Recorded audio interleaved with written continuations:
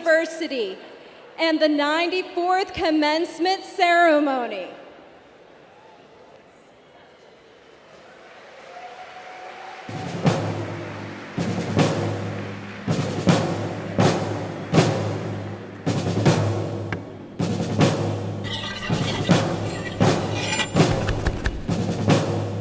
Ready. Fire.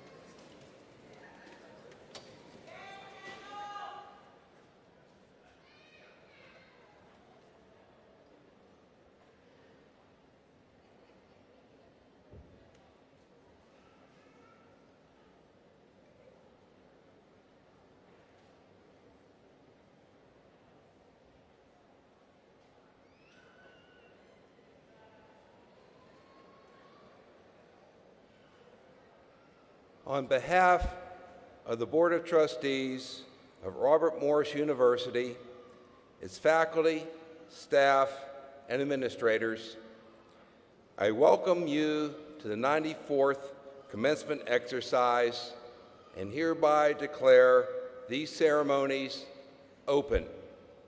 Please stand for the color guard, university faculty, and platform party.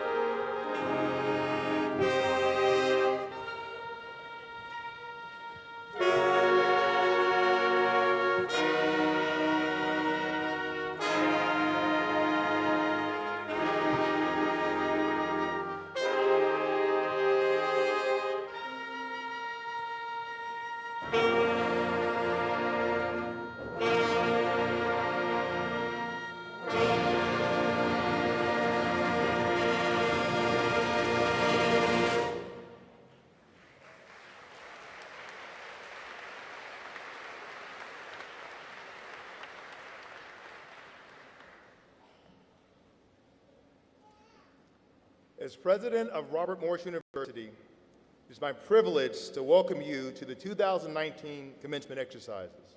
Please remain standing and join with me in the University Wind Ensemble, who will lead us in the singing of our national anthem.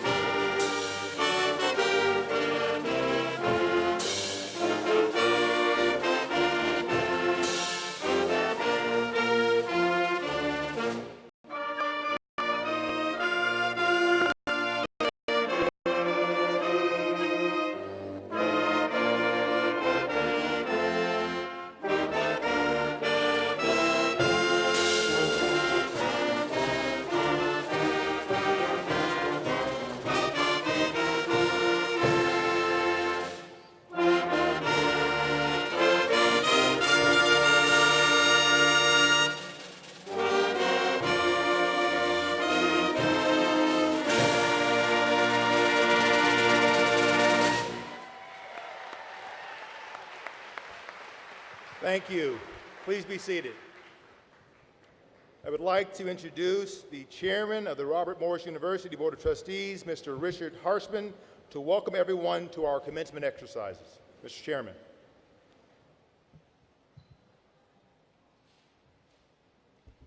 Thank you, President Howard, and good afternoon to everyone. Of all the privileges of being a member of the Board of Trustees of Robert Morris University, none is more enjoyable, significant, or affirming than joining you today at commencement to congratulate our graduates and acknowledge this milestone achievement in your lives. Please allow me to introduce the board members who were able to be with us here today.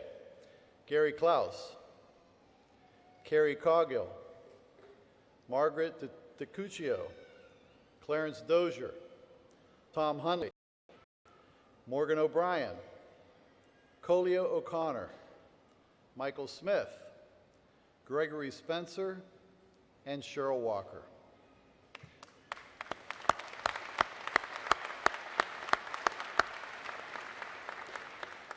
The university trustees revel in the excitement of this day, and we want the graduates to know the board couldn't be more proud of you and what you've accomplished. You energize us with the promise and potential you represent, and we applaud your hard work and sacrifice along with your family members and loved ones who have supported you all along your journey. So with praise and appreciation to every group mentioned, as well as an expression of our thanks to the university's faculty, administrators, and officers, let's enjoy today's festivities as we continue this celebration. You have the board's admiration, gratitude, congratulations, and best wishes for continued success. President Howard, please proceed with our ceremonies.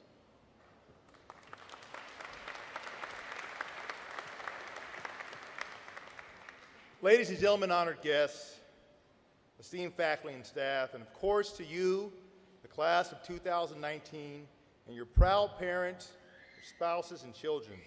Congratulations on making history. Yeah. Tonight, we celebrate the first commencement to take place in the UPMC Event Center, and indeed the very first event to take place in this arena, which is called the People's Court. Apologies to Judge Wapner. Now, I'm going to go off script for 2 seconds and say, woo!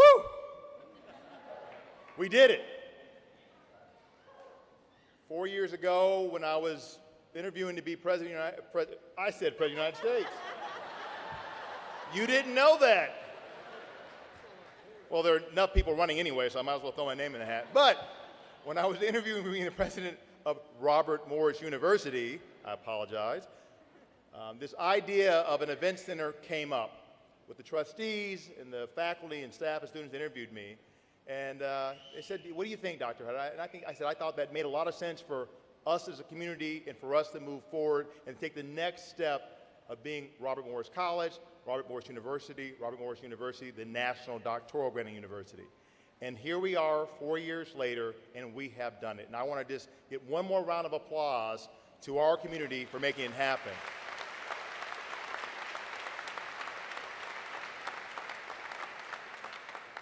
I want to single out my running mate for President of the United States, by the way. His name is Morgan O'Brien.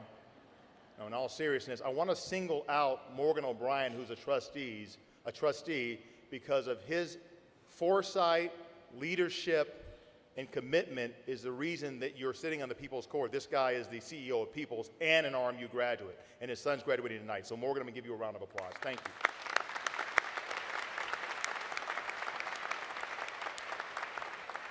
Cannot wait for that to be on the internet over and over and over again. That's going to be great. But you're welcome to come back on Sunday, by the way, for our very first concert featuring Evanescence. Surprise mom with a pair of tickets. How's that? And don't forget on November 12th, when our men's basketball team opens their season here against the Pitt Panthers. I bet we'll make some history that day, too. And we made history this year in the classroom, on the fields of play, and in our communities. Sitting in the midst of the faculty is Dr. John McCarthy, our 5th Fulbright Scholar, but certainly not our last. This year, our students included a Gilman Scholar and a Woodrow Wilson Fellow. For the first time in our history, ladies and gentlemen, 3 sports teams earned automatic bids to their respective NCAA tournaments: men's lacrosse, men's golf, and women's basketball. Let's give them a round of applause.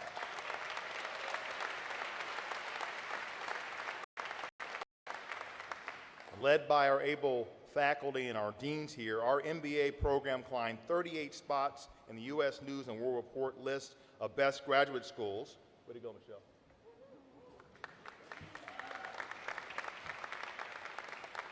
While our Doctor of Nursing Practice program rose 35 spots, and our Masters of Nursing program climbed 15 spots. And outstanding. I'd be giving a fist bump to Nadine tonight as well, but her son's graduating elsewhere, so virtual fist bump to her. And yet, there is more history to be made, ladies and gentlemen. You see, while you may be amongst the first RMU graduates to receive your diplomas in this building, the footsteps of those who have crossed the stage at every other Robert Morris University commencement echo in this building nonetheless. We make history every day at RMU, and you are now part of that history, a part of that legacy, part of something bigger than yourselves. But you're also part of our future. You continue to write our story, to write checks, making sure you're paying attention there, as you take what you have learned here and rise to even greater heights. We honor and celebrate our history, but we must move relentlessly into the future. The best is yet to come for you and for your Robert Morris University. Now, it is my honor to introduce our honorary degree recipients for 2019, and I'm going to ask Interim Provost Rafa to install our honorary degree recipients.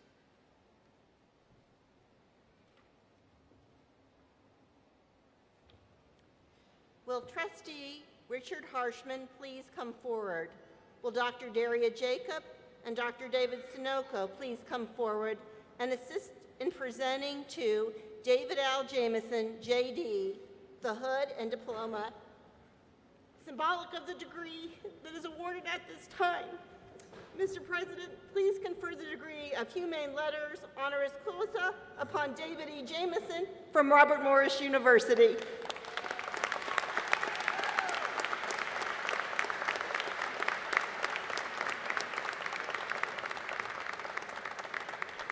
Ladies and gentlemen, this is a surprise. He didn't know he was receiving an honorary doctorate, so that's why we're shuffling around here. But well done. Let me read the citation, David.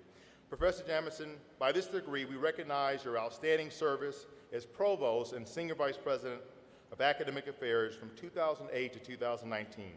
During your tenure as Provost, RMU added 9 professional accreditations, from business to education to nursing and engineering, as well as the designation as a Center of Excellence by the Society of Actuaries for the Actuarial Science degree program. You led the development of the student engagement transcript, expanded the University Honors Program, as well as the growth of global experiences at RMU. and you carried out all your duties as provost tirelessly, even while serving as interim president from 2015 to February 2016. Just as importantly, you've been a dear friend. Congratulations, Mr. Provost.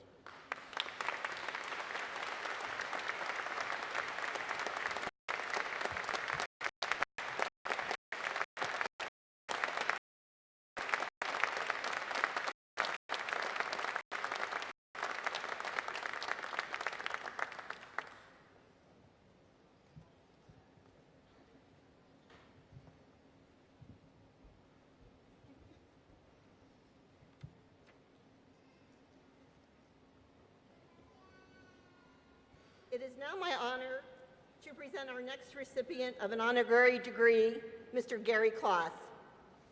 Mr. President, please, I'm sorry, I got a little ahead of myself there. Mr. Kloss needs to come up now. Will Trustee Richard Harshman please come forward? Will Dr. Daria Jacobs and Dr. David Sunoco please come forward and assist in presenting to Gary Kloss the hood and diploma symbolic of the degree that is awarded at this time.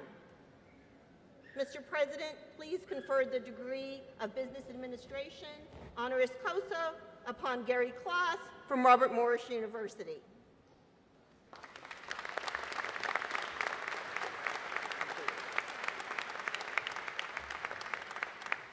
Mr. Klaus, by this degree, we recognize your extraordinary service and generosity to Robert Morris University. As a member of the Board of Trustees, its former chair, and as a loyal alumnus and generous alumnus.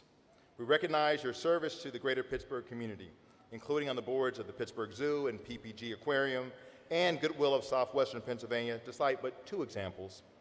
And not least, we recognize and celebrate your outstanding career, including 34 years at PricewaterhouseCoopers. You started when you were 3 years old, right, Mr. Where you were a partner for 12 years, you led the tax practice. Please join me in welcoming our commencement speaker, Mr. Klaus. I'm going to take a picture with you first.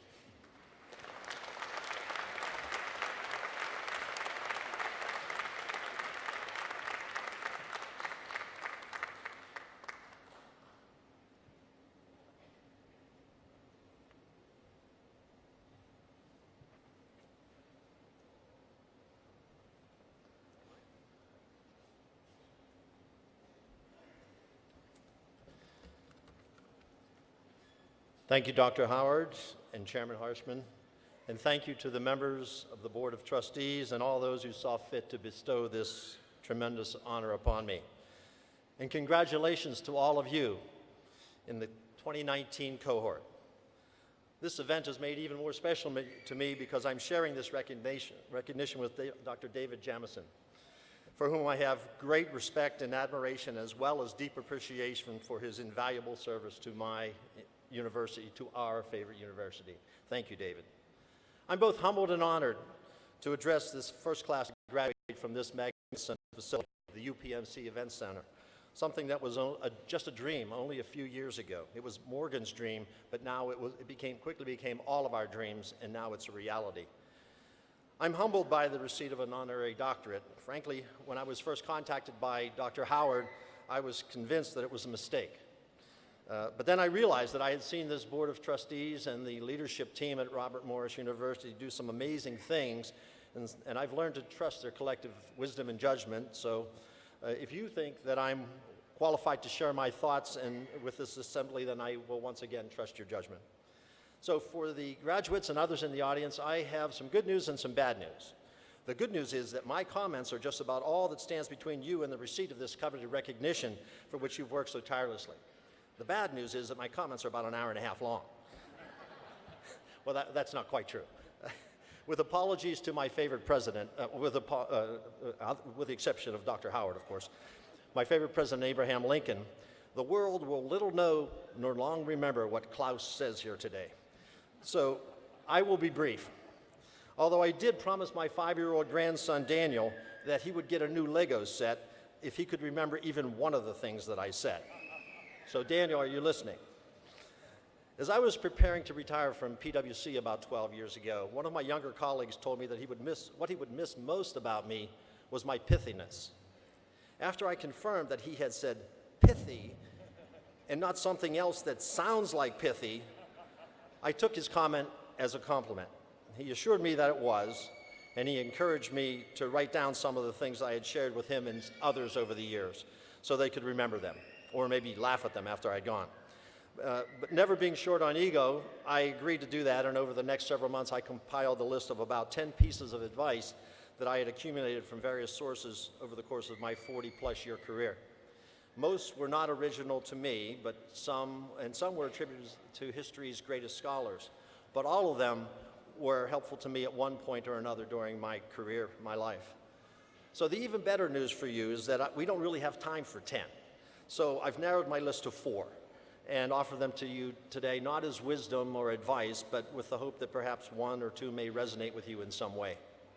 The first observation I can share with you is one that some of the more senior RMU folks in the room may recall from an ad campaign that we used several years ago, and which featured some of our alumni and trustees. I was honored to be among those chosen for a brief profile that appeared in media outlets around Pittsburgh over a period of months. The campaign included a photo of the alumni and trustees along with a short quote attributed to them. The quote that was attributed to me was, "I take my job seriously, but I don't take myself seriously." While that didn't originate with me, I nevertheless sincerely ascribe to this view. During the course of my career, the various roles and responsibilities I was privileged to hold brought with them opportunities to meet and deal with people of great prominence, including U.S. presidents, governors, senators, congressional representatives, corporate CEOs, board chairs, religious and civic leaders, as well as celebrities from many fields. But these privileges fell to me on every occasion because of the role or position that I was then serving, whether it was a partner at PwC or board chair or president of one organization or another. I happened to be the person chosen on that occasion to represent our organization, and I did so to the best of my ability. On a different day, it would be somebody else who would be in that position to rub elbows and share thoughts with these high-powered folks. In other words, it may have been me that they were speaking with, but I always knew it was my position and the position which I was serving which made my presence possible. And it was incumbent upon me to take that responsibility seriously. I think it's important that you be able to see yourself for who you are. And in my case, that was as the person chosen to serve that role on that occasion and really nothing more. Said another way, I tried not to confuse the importance of my role and responsibility with my own relative unimportance. In the words of a previous RMU commencement speaker, Coach Mike Tomlin, the next man up was ready and waiting should I not be able to fulfill my assignment. The education that you have received at RMU has prepared you for important roles. In fact, many of you are already serving in critical roles for your families, organizations, and communities. Others of you are preparing to assume such roles in the days ahead. My counsel to you would be to treat your responsibilities with the respect that they merit. Nurses, you understand that the decisions that you make and actions you take on a daily basis often mean the difference between life and death. Engineers, you're designing systems that impact people and entities in a profound way, allowing them to be more successful and impactful in so many ways. I could go on for each and every one of the schools and each and every one of the graduates with similar examples. As an RMU trustee, I'm enormously proud of the roles that you will assume and contributions to our society that I know you will make, and I encourage you to take those roles very seriously. We're counting on you to do so. But I also encourage you to take a moment to keep things in perspective and not become overly impressed with your accomplishments, as great as they might be. Now, I need to admit here that I have not always been successful in following my own advice. There have been numerous times when I have become infatuated with my own importance and in need of a lesson in humility. Personally, I believe that is why God invented spouses and parents. Let me share a brief example of how my mother was able to return me to reality a few years ago. For context, at the time of this exchange with my mom, I was serving as the tax practice leader for PwC, the largest and most successful tax practice in Pittsburgh. So one might assume that I knew maybe just a little bit about taxes. My mom, whose tax return I have been preparing since I was 16 years old, received a notice from the IRS, and it had her rattled. When I assured her that this was not anything to be alarmed about and that I could contact the IRS on her behalf to have it resolved, she looked me in the eye, as only a mother can do, and said, "Can you handle this, or do I need to get someone who knows what he's doing?" True story. She's now 97 and still doing her best to keep me humble. She certainly doesn't take me seriously. But in my defense, I can offer an example of how I may have learned at least some of my lesson. Not too long ago, my grandson Daniel and I were having a playful discussion in which I was the foil to his joke. As we laughed, he paused and said, "Papa, God made you silly." I agreed with him, and I asked if that was a good thing or a bad thing. After a moment's pause, he said, "That's a good thing." So while I'm still working on I'm learning about the importance of this approach, I know that my family believes that I don't take myself seriously. The second piece of advice I tried to follow was given to me by my grandmother when I was a teenager. She lived in an era when her role in life had already been decided for her without much choice in the matter. But she relished the role of homemaker and provided a loving home for her family, including her grandchildren. She was usually the last one to join in a conversation and often would participate in family dialogue only when someone stopped to ask her for her thoughts. After noticing this had happened on several occasions during one family gathering, I asked her why she didn't share her views more often. She smiled at me and said, "God gave me 2 ears and 1 mouth, and I try to listen twice as much as I speak." That was more than 50 years ago, but it left a lasting impression on me. I must admit that this guidance has been rather difficult for me to adhere to because, as an extrovert, I tend to think with my mouth moving, as most of us do. But on those rare occasions when I've been able to listen to Grandma's advice, I've been amazed at how much I can truly learn when I really listen to others and not simply stop talking just long enough to allow them to finish. We don't have enough time for me to explain why I think government would be much better off if our elected officials would follow this guidance more closely. As famed author Stephen Covey said in his widely admired book, The 7 Habits of Highly Effective People, "Seek first to understand, then to be understood." While I'm certain that Dr. Covey never met my grandmother, they shared a common understanding of the importance of not basing your conclusions on only information you already have. Instead, we should try to learn from the views of others, their experiences and perspectives, in order to expand our own views. As I reflect upon the most significant learnings I've had in my career, they share a common thread, and that is they were all achieved when I was paying more attention to someone else than I was to myself, just like my grandma told me I should. The third suggestion I want to share with you today is one to which I can actually lay some claim of original thought. It occurred to me one day when I was in an animated discussion, we'll call it, with someone over the value of anticipating negative outcomes. Some people call this worrying. The person with whom I was debating the matter had a strong conviction regarding the importance of planning for the unanticipated, and I was struggling with she was struggling with the number of potential outcomes of a course of action that we were considering for our group. She said in summary that it was just difficult for her to choose any course of action because each one seemed to have so many potential negative outcomes. After going round and round about this, I finally said in exasperation, "Look, every situation in life is one of 2 types. It's either one you can affect and those you cannot, or one you cannot affect. If you can affect the outcome, start. If you cannot, shut up and move on." This may have been one of those occasions where I should have remembered what my grandmother said to me, but suffice to say I didn't. Now, before you say, "Hold on, wait a minute," isn't it wise, even imperative, to consider all the possible outcomes in order to assess the likelihood of a success of a particular course of action? I certainly agree that it's prudent to make an effective assessment of any course of action before proceeding. To do otherwise would really be irresponsible. And in fact, I spent a good portion of my career in a risk management position that involved exactly this approach. But where I think many of us go wrong is in the order in which we ask the questions. Too often we start to develop a solution before determining whether A, there actually is a problem, and B, if we have the ability to solve it. A humorous example from my recent past may be helpful.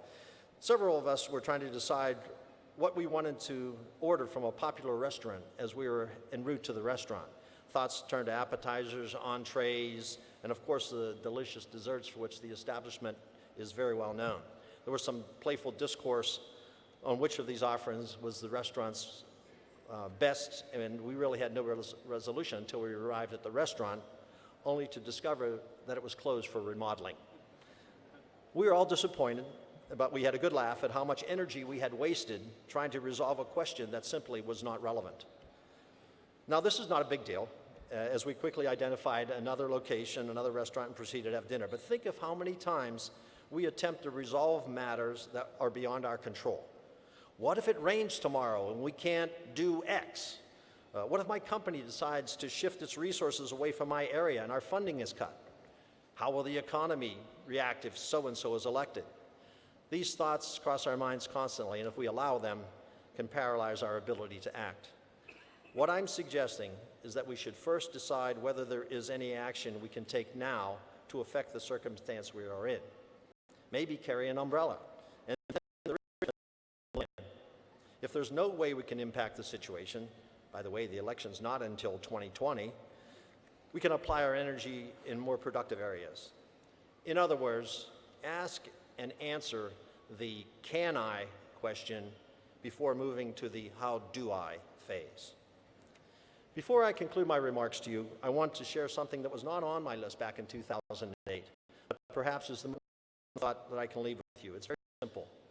Leave a legacy. The folks in institutional advancement right now are cheering because this sounds like the start of an endorsement for alumni giving. And I think that's a great idea, but that's not where I'm going with this. You have a brilliant, almost limitless career ahead of you, filled with opportunities you cannot even imagine right now. You are beginning a journey of sorts, which your degree from RMU will certainly expedite and help direct. But in the words of the great Yogi Berra, if you don't know where you're going, you might wind up someplace else.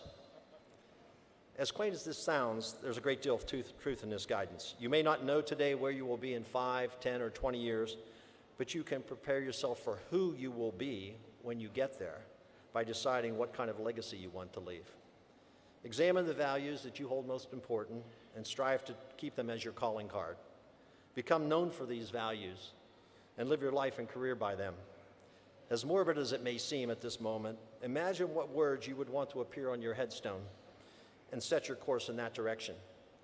In my case, I decided nearly 45 years ago that I had a few things I wanted to be known for. I wanted to be known as a person of integrity whose word could be relied upon, and I tried every day of my career to achieve that goal, and I still do so. I also wanted to be known as a man of faith, a husband, and a father, and an RMU grad. And I have lived my life trying to uphold those values. You've heard my comments in which I refer to my family frequently. They are my legacy. They're up in the box here right now, and I'm going to stop before this becomes an embarrassment to them and me. But your choice of a legacy may be entirely different. But if you have it fixed in your view, your chances of achieving it are greatly enhanced. I said I wanted my word to be one that could be relied upon, and I also said that my comments would be brief. So, in closing, I congratulate you and I challenge you to take your job seriously, but not yourself, to listen twice as often as you speak, to ask the can I question before the how do I question, and to identify your legacy and set yourself on a path to achieve it. May God bless all of you. Thank you.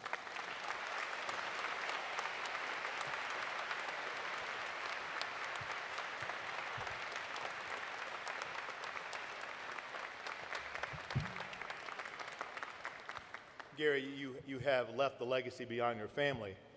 You've left Robert Morris University. This is your other legacy, and we are indeed your other family. And we thank you, and we appreciate you, and we appreciate your family as well. So God bless you. Thank you very much for those inspiring words. Your participation in today's commencement is truly a high point of our ceremony for these graduates and their families. Former Provost, Dr. David Jamison, please continue with our program. Thank you, Mr. President. Not to prolong our ceremonies, but I do want to express my deep appreciation to President Howard, the Board of Trustees, for this amazing honor you've bestowed upon me today. 17 years at RMU, and I hope I've contributed something to it, and I feel really honored today to have a degree from the place where I've invested so much of my heart. So thank you so much. Appreciate it.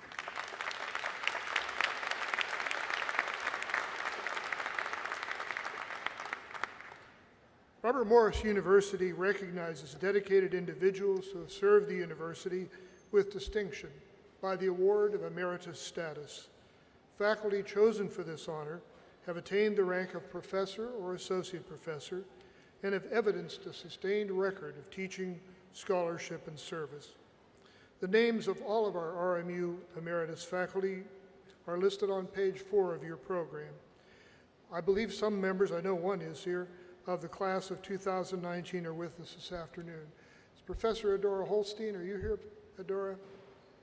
And Dan Shelley, I don't know if Dan is here, but I do know you might be emeritus, but you never really quit working, and that's Professor Ken Gargaro, who's playing with the band. Ken, thank you.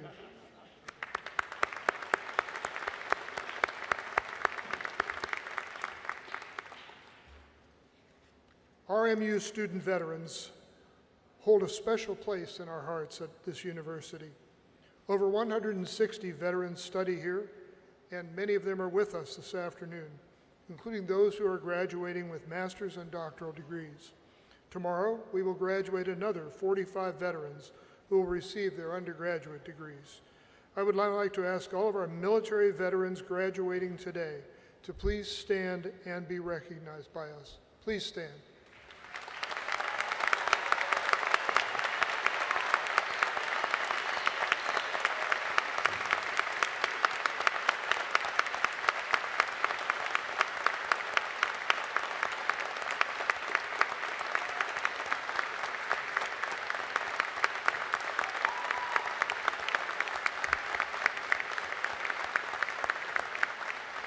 I'd like you to remain standing, and I'd like to have you joined now by all the members of our faculty and staff who are veterans who have contributed to the service of the United States. Faculty, staff, please stand.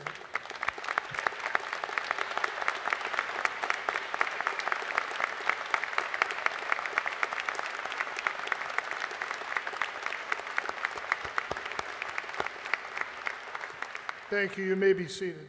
Thank you for your service. President Howard, assembled today are the candidates for the degrees Master of Science, Master of Business Administration, Master of Science in Nursing, and Master of Education. I will ask the candidates for the master's degree to stand as your school is called, and the marshals to prepare them to approach the stage.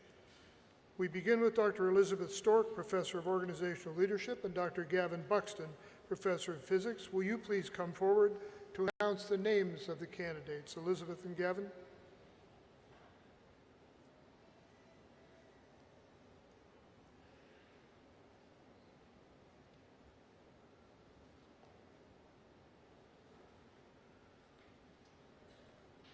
Thank you. And now I will ask Associate Provost Sushil Acharya and Vice President Wendy Beckemeyer to assist President Howard with the recognition of our students. I first call upon Interim Provost Mary Ann Rapheth to present the master's degree candidates from the School of Nursing and Health Sciences. Dr. Rapheth.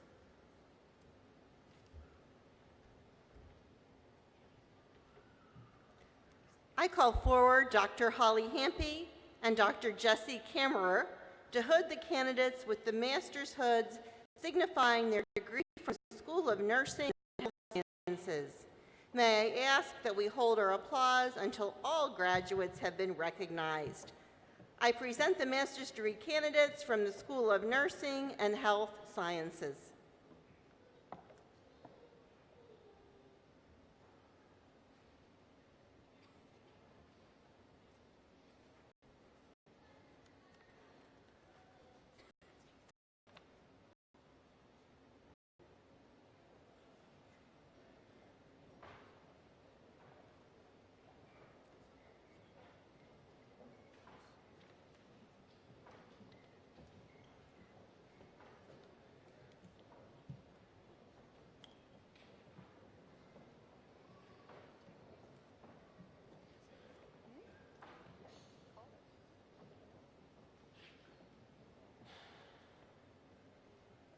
Mallory Elizabeth Tokarski.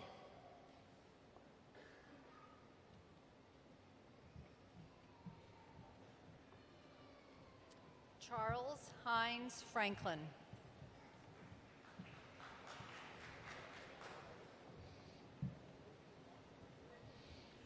Caitlin Amber Mikas.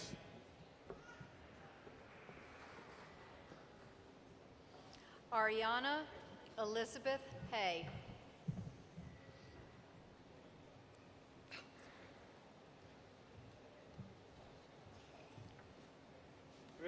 Brittany Lynn Mattis.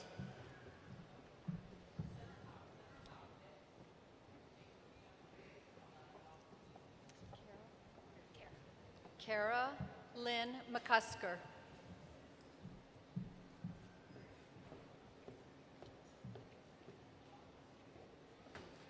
Andrew Thomas Burke.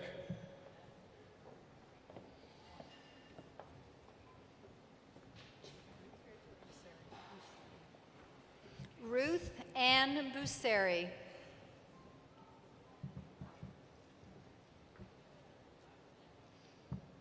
Jamie Marie Capone.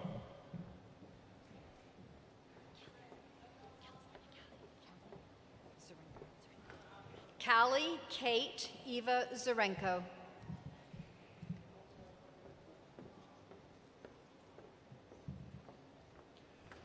Caitlin Pearl Hawkins. Do I need any help? Mary Grace Hoberg.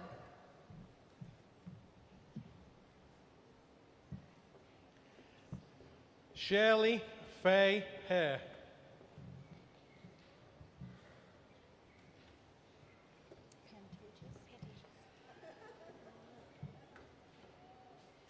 Jessica Ann Pantages.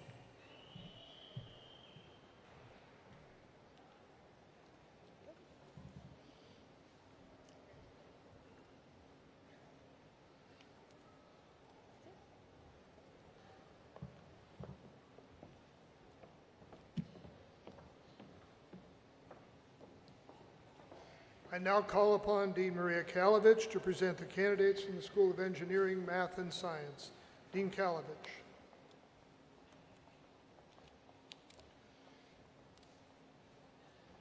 I call forward Dr. Won Ju and Dr. Woodrow Winchester to hood their candidates with the master's hood signifying their degree from the School of Engineering, Mathematics, and Science.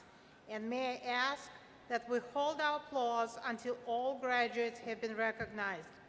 President Howard, I present the master's degree candidates from the School of Engineering, Mathematics, and Science.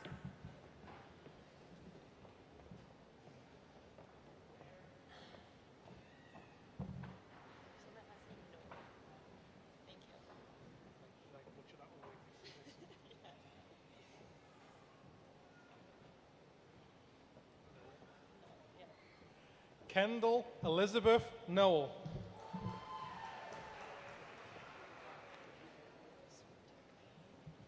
Kelsey Jane Swantek.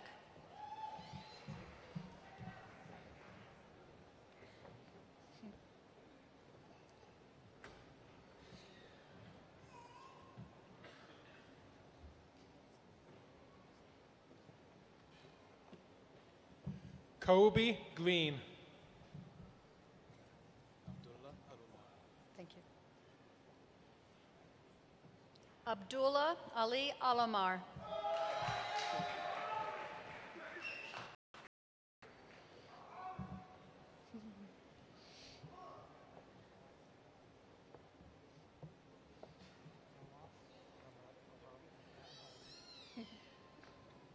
Nawaf Ahmed Al-Harbi.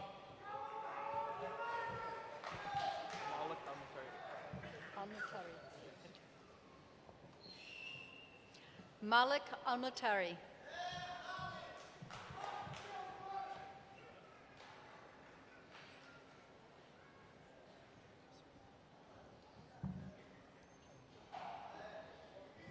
Hamad Fahad Al-Mahadab.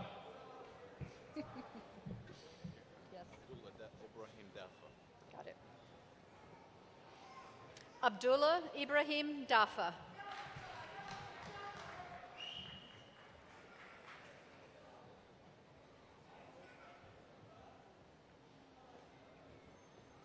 Ahmed Samir Obid.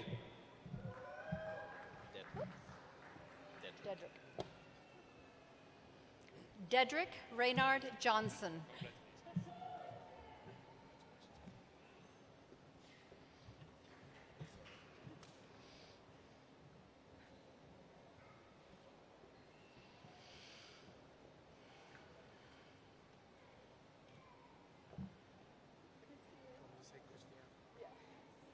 Christiane Mikel Sadaka.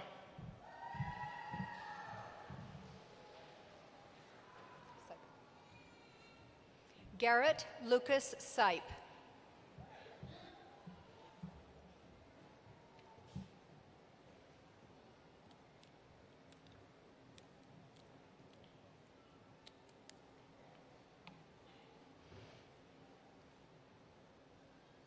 Mr. President, I now call forward Interim Dean John Roddermacher to present the candidates from the School of Communications and Information Systems.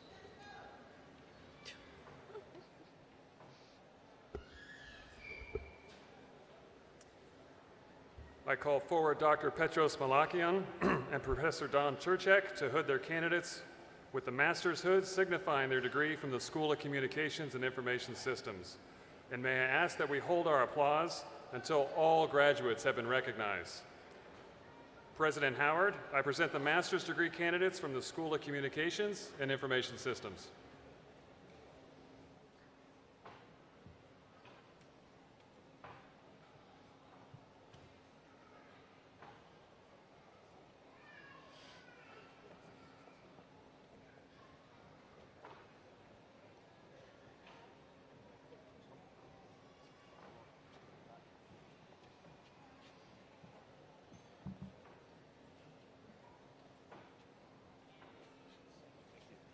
Christian Michael Calabro.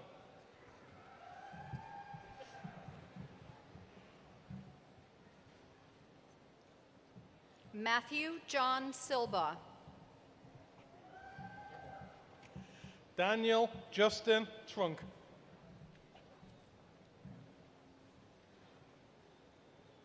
Robert Walter Cooper. Mark Christopher Hayes.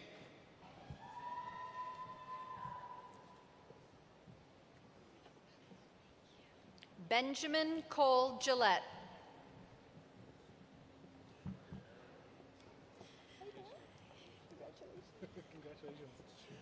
Sarah Beth Smith.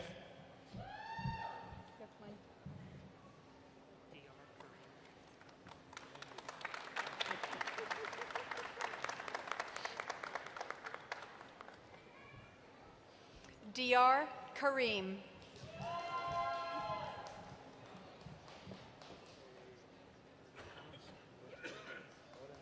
Patricia Ann Panos.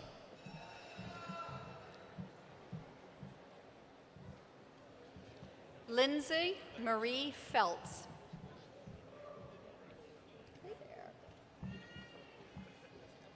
Bruce Richard Zimmerman.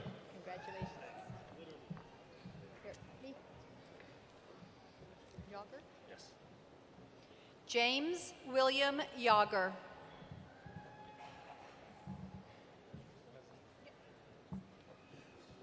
Nicole Marie Mazine.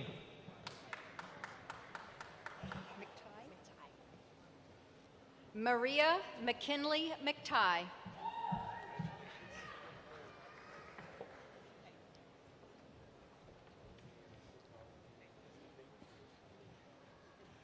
Jamie Lee Morton.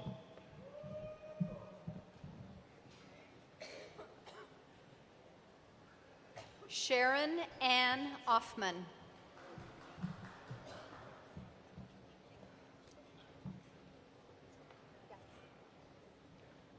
Brianne Nicole Morabito.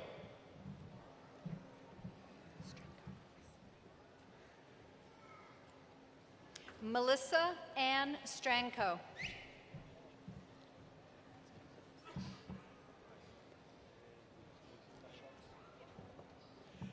Caitlin Michelle Nischoltz.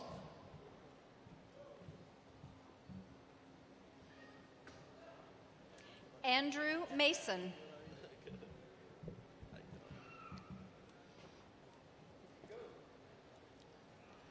Taylor Ray Williams.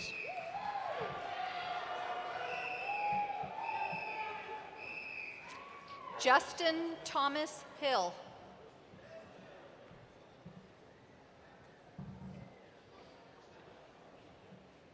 Shane Patrick McCarthy.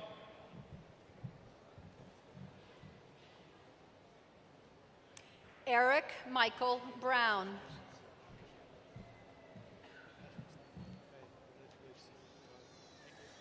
Matthew Christopher Bigley.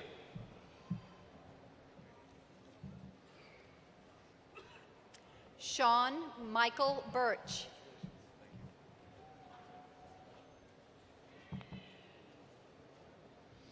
Zane Young.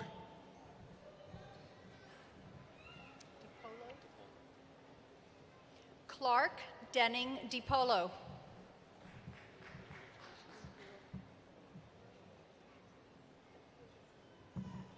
Stephanie Lynn Blake.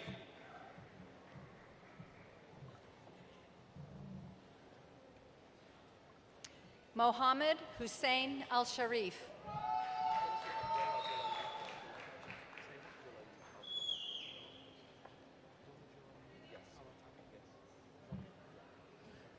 Abdullah Julamid Alatabi.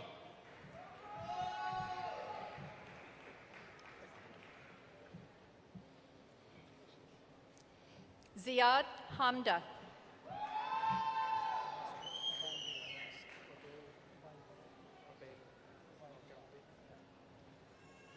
Anas Obadallah Al-Gamdi.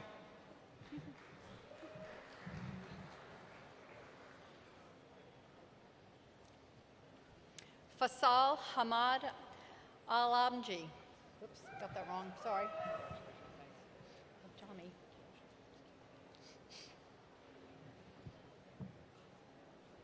Abdul Salam Muhammad Alatabi. Okay. Al Sayed Hussein. Jafar Hassan Al Sayed Hussein.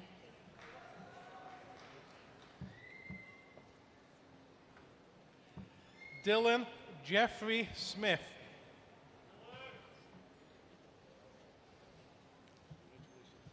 Caitlin Megan Bittner.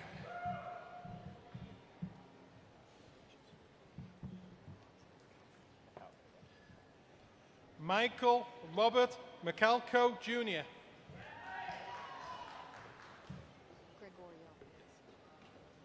Gregorio Ledon.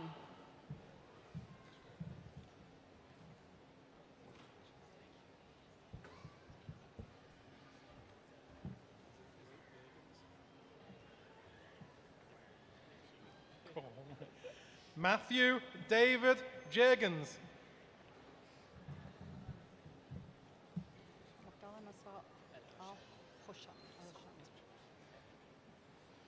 Abdullah Nassar Al-Hoshani.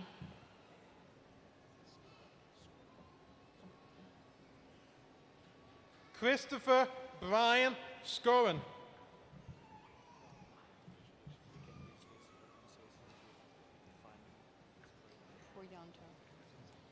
Fani Arif Poryanto.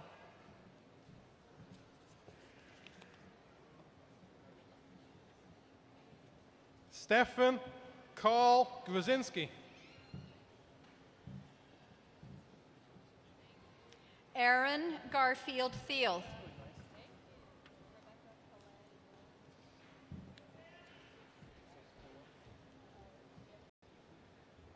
Rebecca Calais Bohr.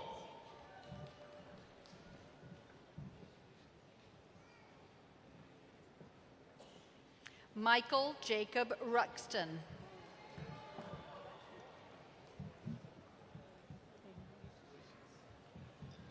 Victoria Clark.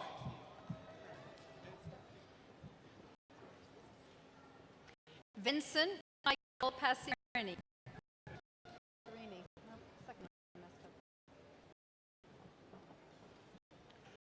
Amelia Kerry-Ann Boyd.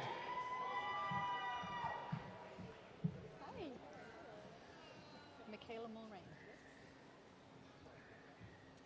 Michaela Mulrain.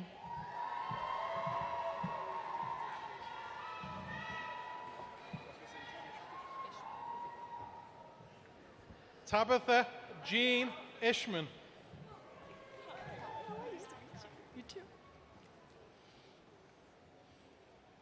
Alex Ray Evans.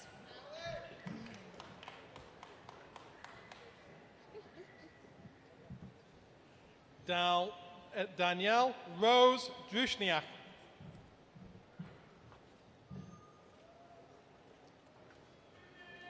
Anita Patel.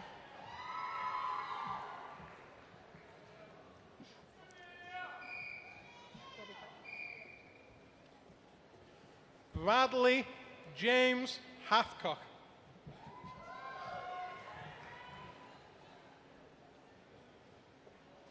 Ryan James Walker.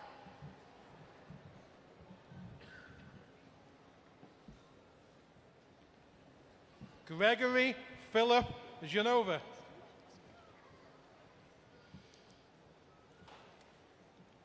Ron Edison.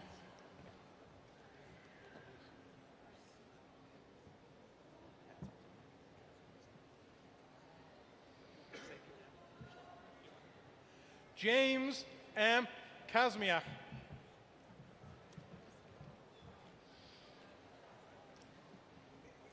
Linda Marie Mays.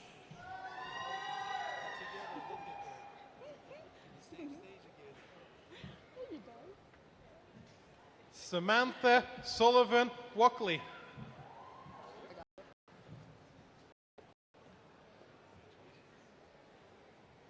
Sean Thomas Phelan.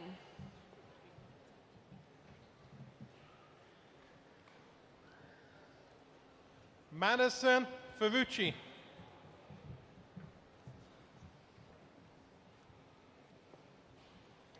Garrett Liam Hull.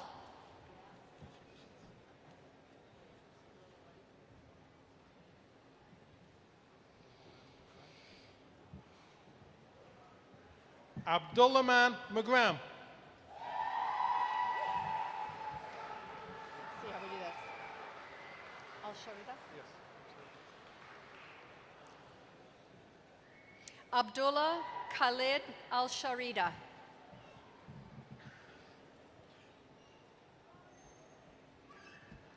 Shannon Victoria Nolan. Pate? Michelle? Jordan Mikhail Pate.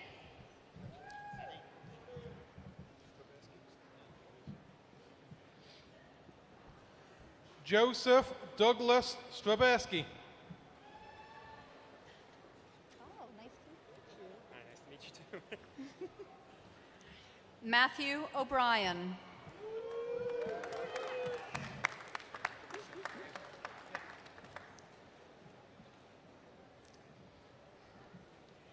Mitchell J. William Kramer. Sine.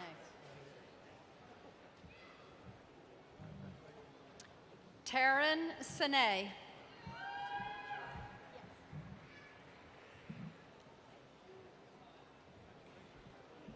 Gianna Elizabeth Barnes.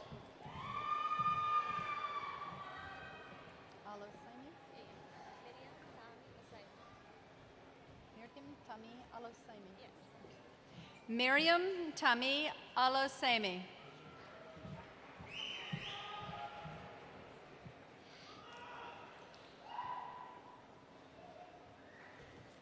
Reem Rama Alamami.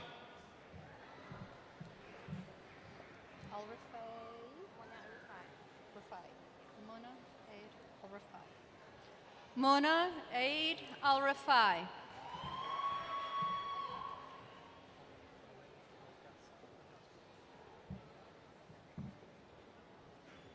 Ale Al-Gasmi.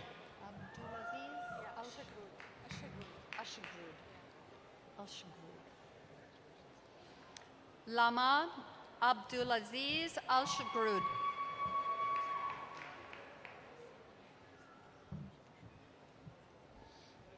Haifa A. Al-Asari.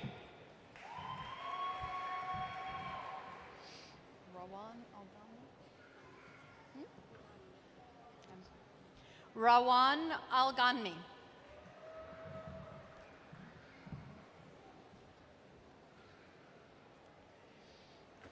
Matthew Zolke.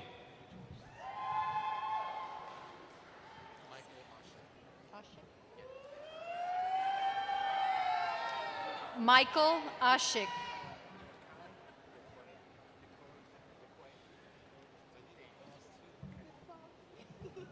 Mackay DeCroy Daniels.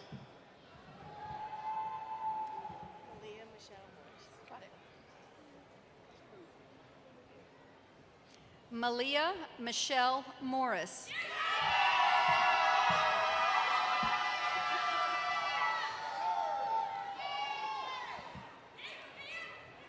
Kajana Lachelle Gerard.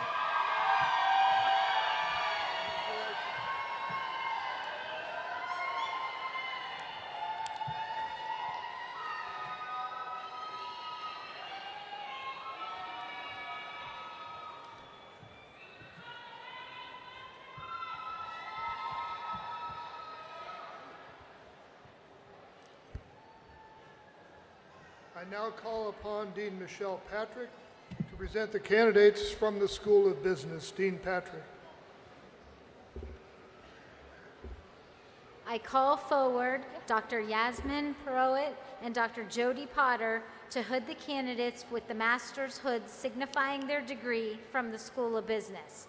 And may I ask that we hold our applause until all the graduates have been recognized. President Howard, I present the master degree candidates from the School of Business.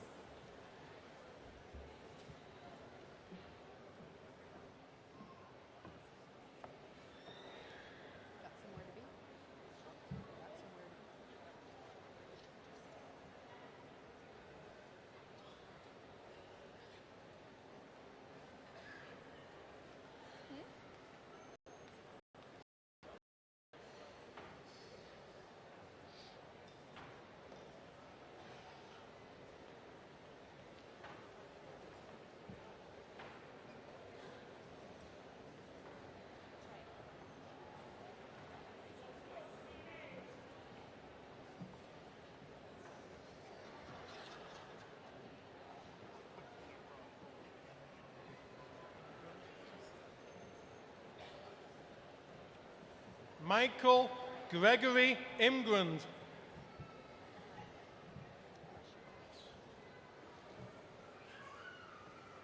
Ryan Joel Lasher.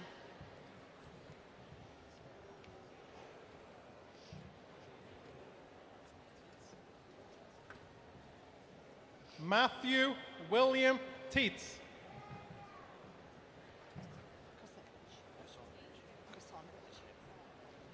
Matthew Allen Kosanovich.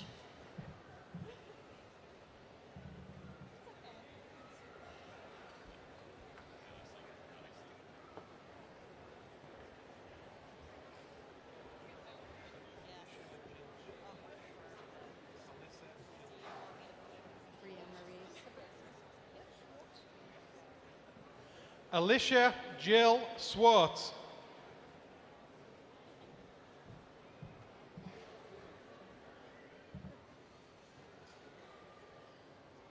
Brianne Marie Sivertson.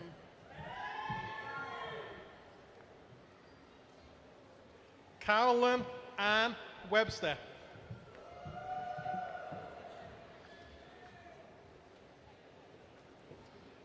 Brooklyn Sage Mazzoni.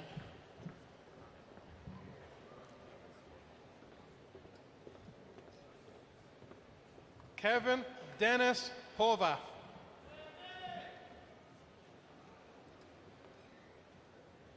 Zachary Bennett Wolf.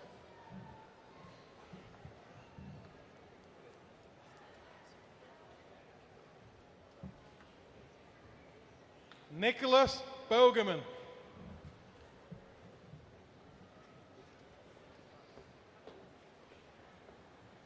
Alexander Merriman.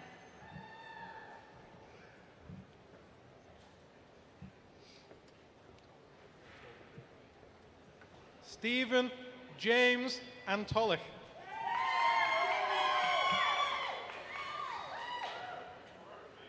Cole Michael Miller.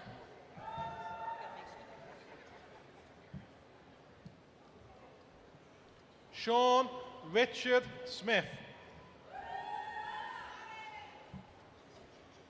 Jason Patrick Hitt.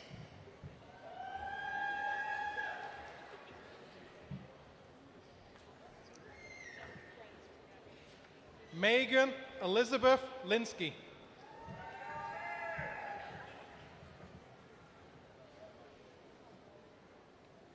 Nicole Catherine Stevenson.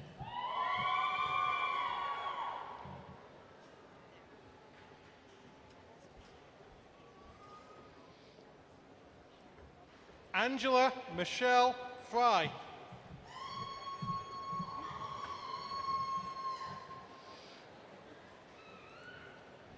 Anna Grace Hartwell.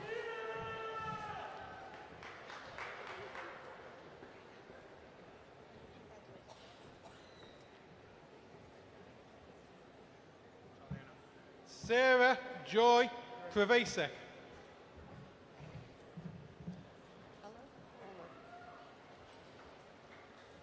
Sarah Jean Oler.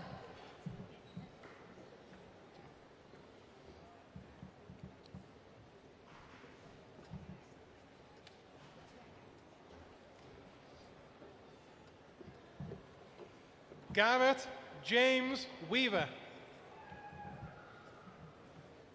Brocious? Yeah. Kirsten Grace Brocious.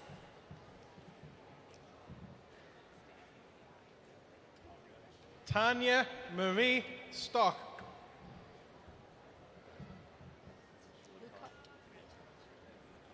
Kyle Adam Lucott.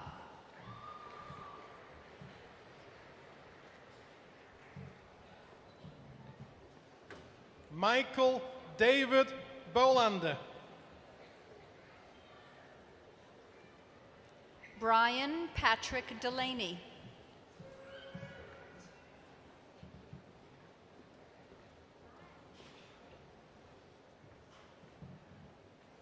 Alexander John Berry.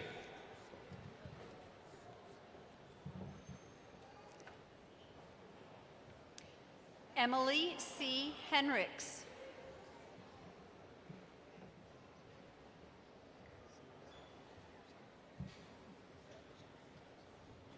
August John Seibel.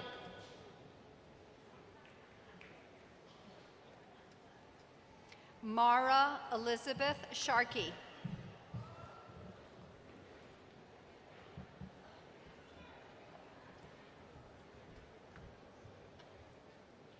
Brandon Thomas Watt.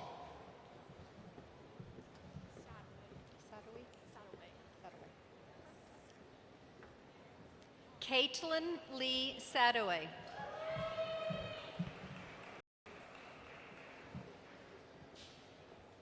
Michael Sean McCoy.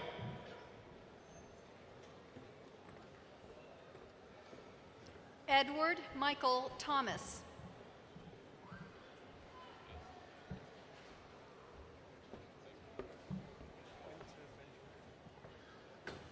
Winter Benjamin Fondy.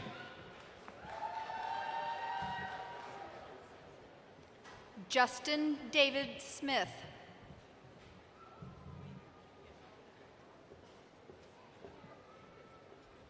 Samantha Lee Woods.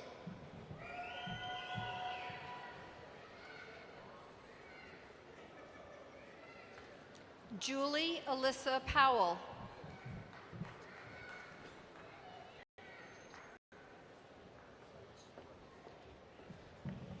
Kenneth Ryan Belts.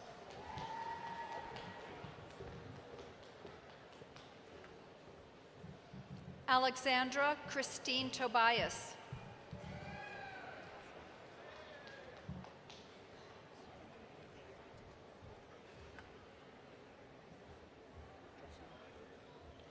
Jocelyn Nicole Miller.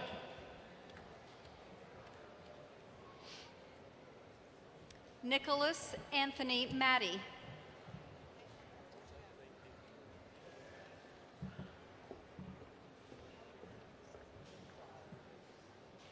Daniel Franco Sahar.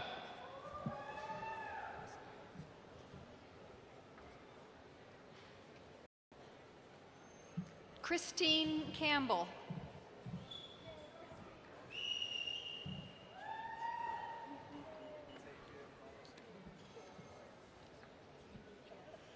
Xavier Maurice Hickman.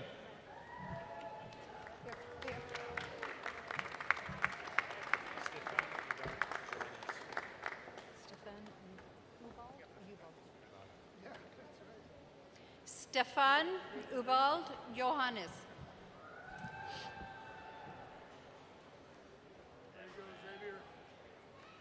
Matthew L. Stetzer.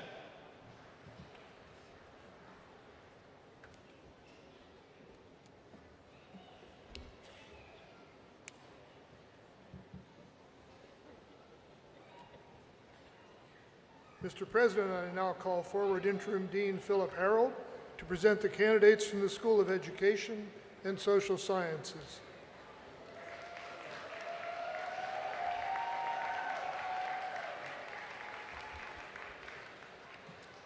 I call forward Dr. Shelley Hazer, Dr. Larry Tomei to hood their candidates with the Master's Hood, signifying their degree from the School of Education and Social Sciences.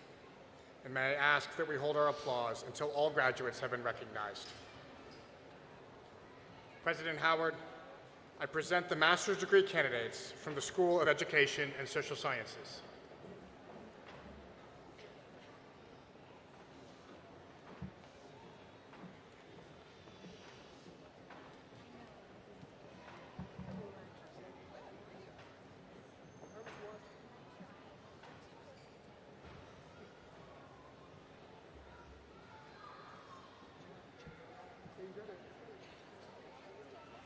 Cara Lee Kevy.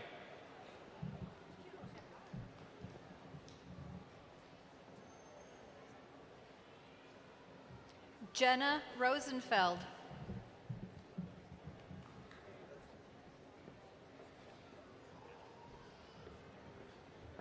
Mara Gabrielle Rosika Butts.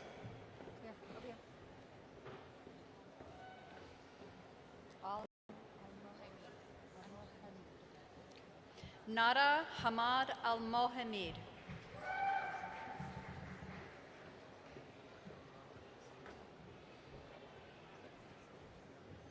Adam Landry Salinas.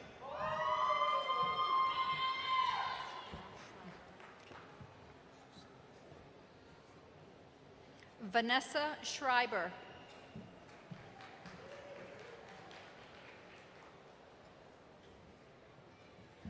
Tony Ann Zusinas.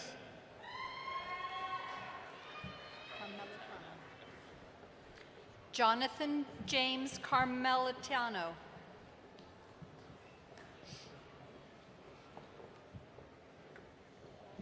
Devontae Lamar Joins.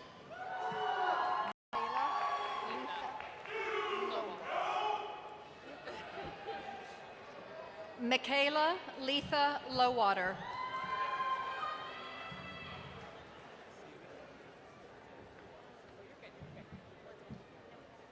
Cynthia Susan Seary.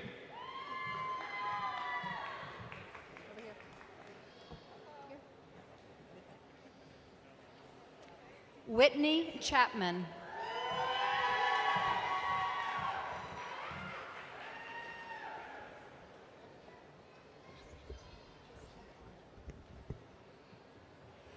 Christy Otto.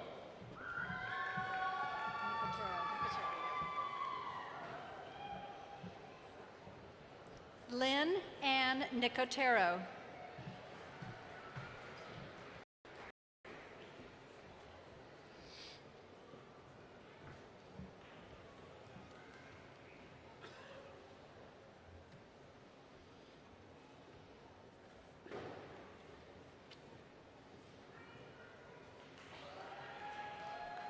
We'll pause just a moment while the candidates make their way back to their places, and then we'll have the moment you've been waiting for.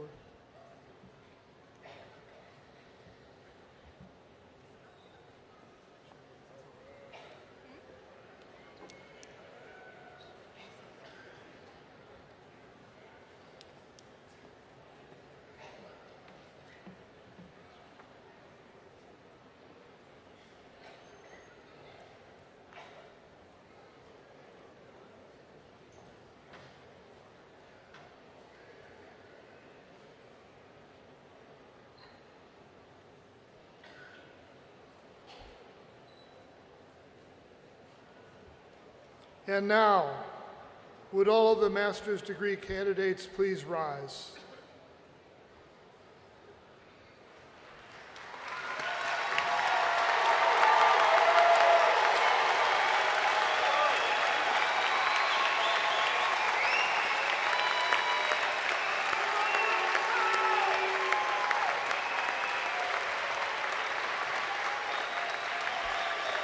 President Howard. President Howard, I have the honor to present the degree candidates for the degrees Master of Science, Master of Business Administration, Master of Science in Nursing, and Master of Education, class of 2019.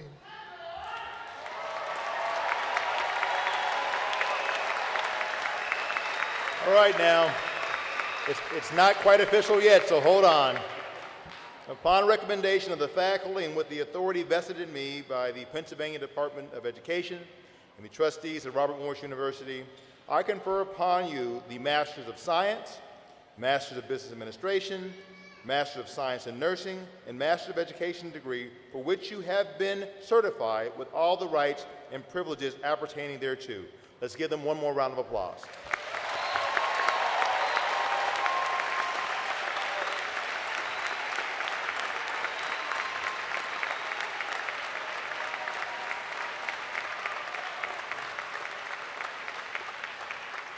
Thank you. Will the graduates please be seated? Beginning on page 12 of our program, you will see the dissertation or DNP project titles of the candidates who will be receiving their doctoral degrees this afternoon. You may wish to follow along as we hood our candidates for the Doctor of Science, Doctor of Philosophy, and Doctor of Nursing practice. Would Interim Dean John Rodermacher come to the podium to present the doctoral candidates from the School of Communications and Information Systems? Will Dr. Wenli Wang, Dr. Paul Kovacs, Dr. Fred Cahoon, and Dr. David Wood lead the candidates for the Doctor of Science in Information Systems and Communications to the platform. Professor Rodermacher.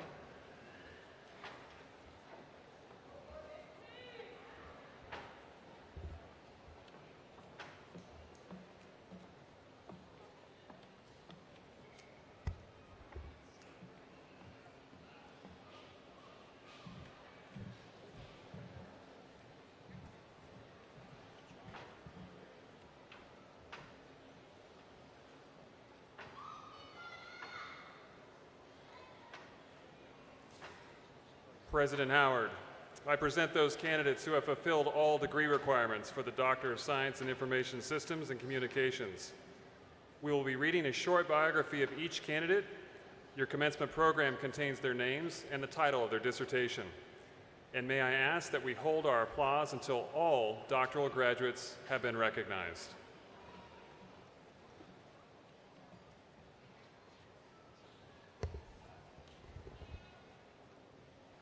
Chaza Abdullah is a professor of analytics and healthcare informatics at Harrisburg University School of Science and Technology.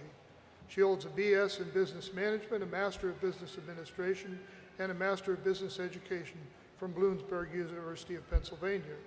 Her dissertation was supervised by Dr. Wenli Wang. Chaza Abdul-Al. Benjamin Blocker II is the owner and business analyst consultant at Blocker Media. He holds a BS in agricultural science and also has 2 MS degrees, Information Science and Software Engineering from the Pennsylvania State University. His dissertation was supervised by Dr. Frederick G. Cahoon. Benjamin Blocker. William T. Carney is a principal systems engineer at the MITRE Corporation. He holds a BS in political science from Jacksonville University, an MS in information systems management from the Naval Postgraduate School, and an MS in national security resources from the Industrial College of the Armed Forces. Bill's dissertation was supervised by Dr. Fred Cahoon. William Carney. Elizabeth L. Cole is the Security Operations Center Coordinator and Manager for Blue Bastion. She received her BS in Information Technology with a concentration in Information Systems Security from the University of Phoenix. She holds an MS in Information Security and Assurance from Robert Morris University. Her dissertation was supervised by Dr. Karen Paulette. Elizabeth Cole.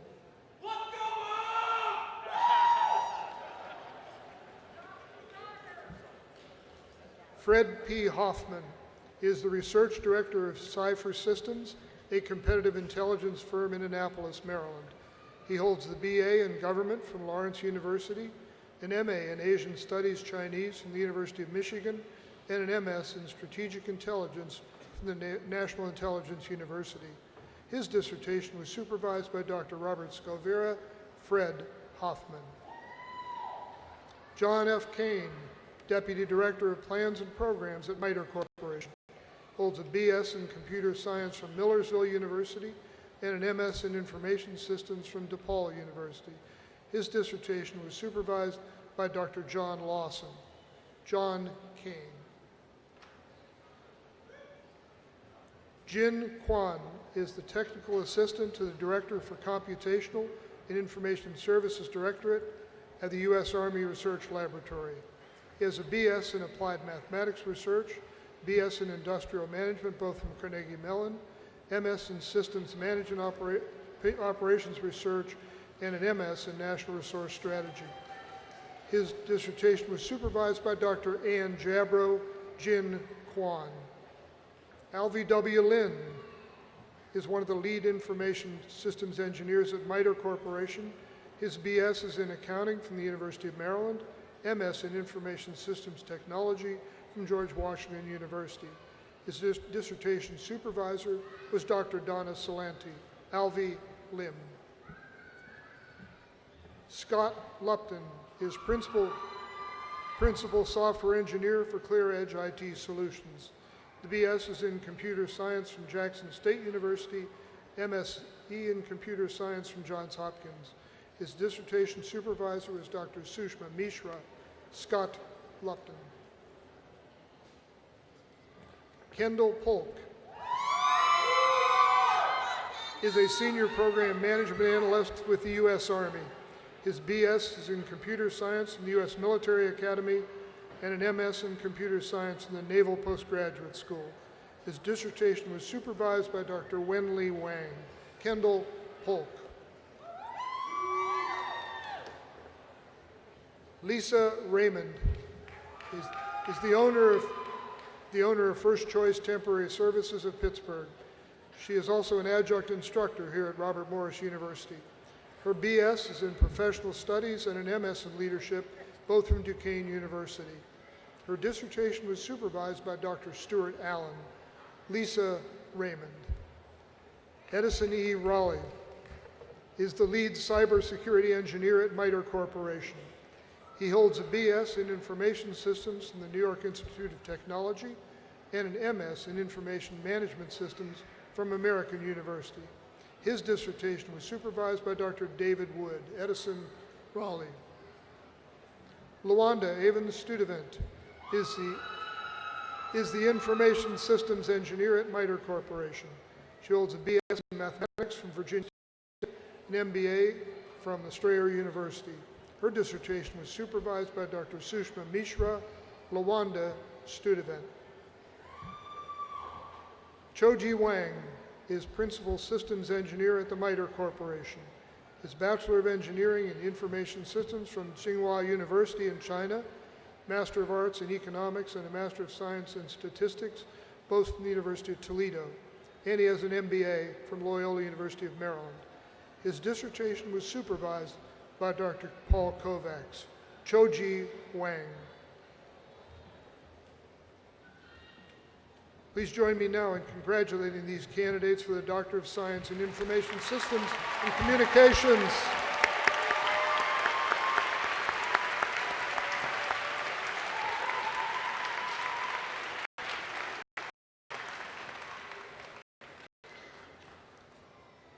And now I ask Dean Philip Harold to come forward to present the doctoral candidates from the School of Education and Social Sciences.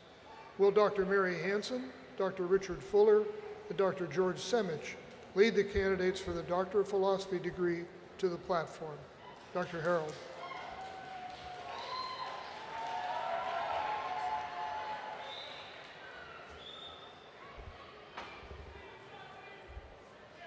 President Howard, I present those candidates who have fulfilled all degree requirements for the Doctor of Philosophy. And may I ask that we hold our applause until all doctoral graduates have been recognized.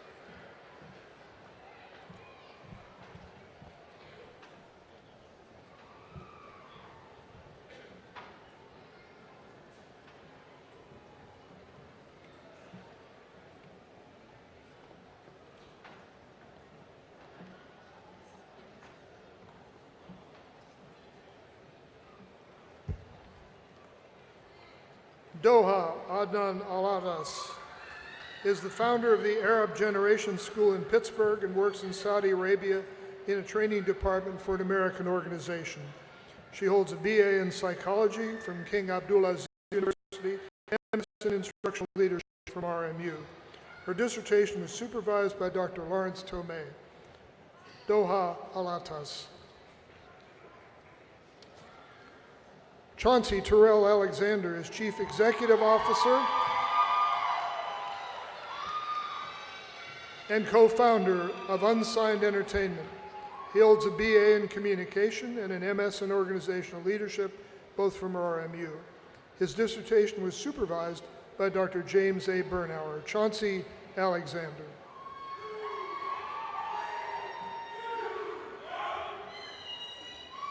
Belinda Marie Alexander Ashley is a retired Chief U.S. Probation Officer for the Western District of Pennsylvania. Additionally, she served as an adjunct professor in corrections and enforcement at Southeast Missouri State University. She holds the BS in Business Administration from Langston. Her dissertation was supervised by Dr. Nathan Taylor. Belinda Alexander Ashley. Lauren Marie Christie is Nursing Director at UPMC Children's Hospital of Pittsburgh. She holds a BSN in Nursing and an MSN in Nursing, both from LaRoche College. Her dissertation was supervised by Dr. Richard Fuller. Lauren Christie.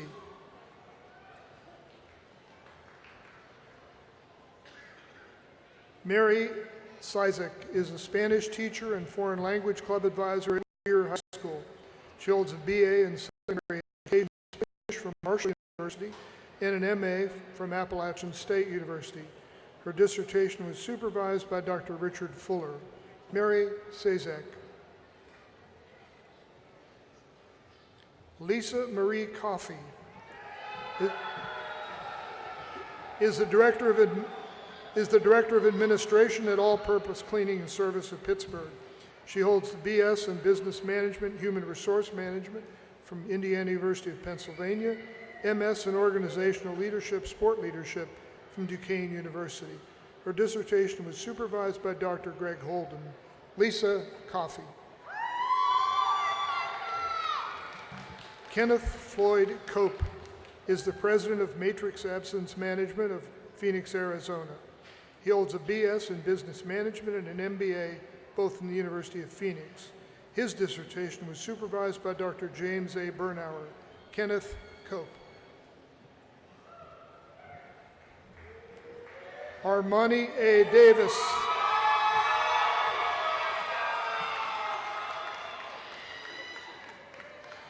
Armani Davis is a lecturer in the School of Communications, Media, and Developmental Studies at Indiana University of Pennsylvania.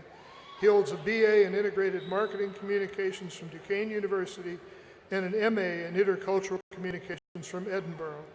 His dissertation was supervised by Dr. Mary A. Hansen. Armani Davis. Sherry Kurz Descalzo teaches Spanish at Franciscan University in Steubenville.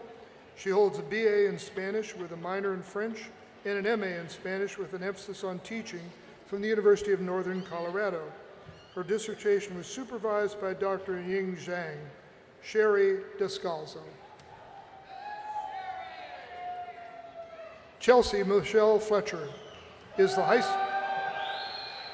school athletics director and junior senior high teacher at Toronto City Schools in Ohio. She holds a dual BA in business and psychology from Muskingum University and a dual MA in secondary education and reading from WVU. Her dissertation was supervised by Dr. Mary Hansen. Chelsea Fletcher. Shannon Lynn Foster has recently accepted a position as a research designer and analyst at Carnegie Mellon. She holds the BS and MS in exercise and sports sciences from the University of Florida. Her dissertation was supervised by Dr. Nathan Taylor. Shannon Foster.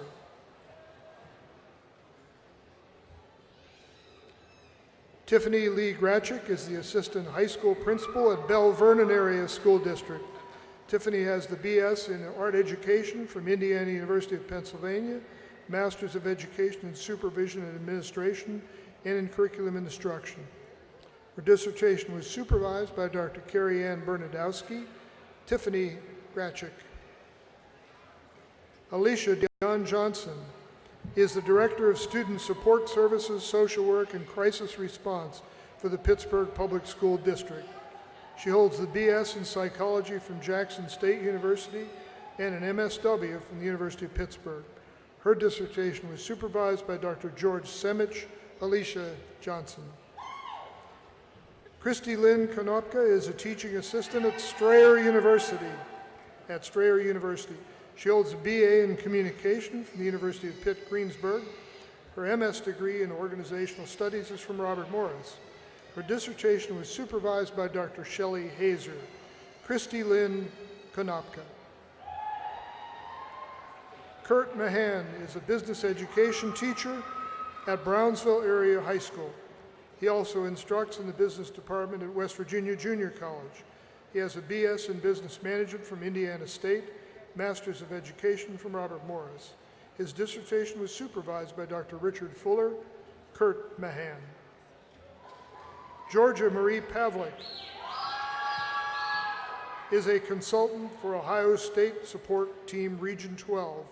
She holds a BS in Special Education from Franciscan University of Steubenville and an MS in Curriculum Instruction and Assessment from Walden University.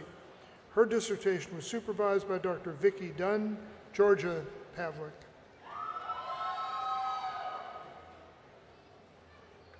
Brooke Nicole Rawls is a manager of social services at Forbes Hospital. Brooke holds an MS degree in social work from Slippery Rock University and a Master's of Social Work from California University of Pennsylvania. Her dissertation was supervised by Dr. Carrie Ann Bernadowski. Brooke Rawls.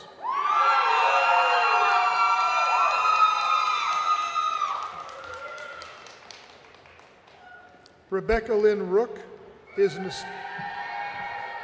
assistant professor of education and coordinator of educational licensure at Franciscan University of Steubenville. She holds the BS in mathematics and licensure in secondary ed from Franciscan and an MA from Wheeling Jesuit University.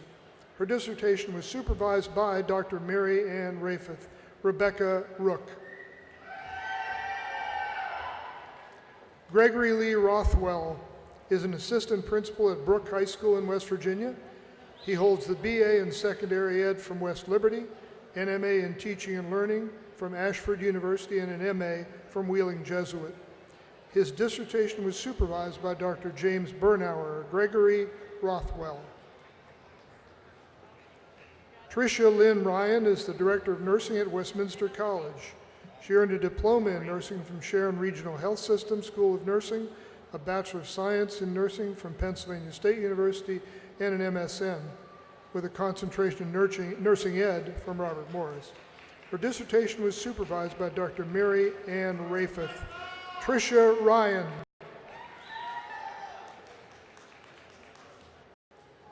Michael Lane Schaefer is a Media Arts and Theater Arts Department head and teacher at West Allegheny High School.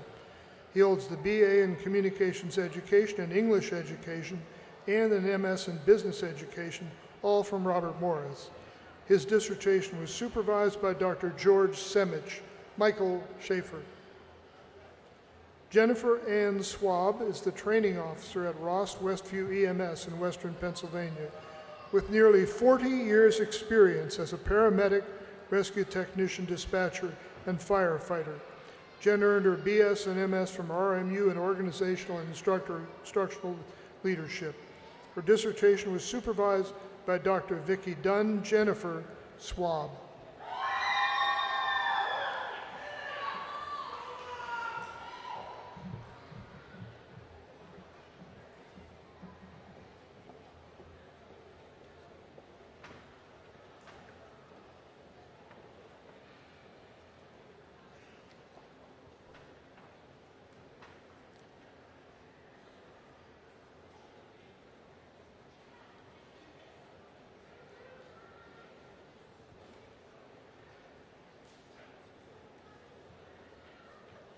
All right.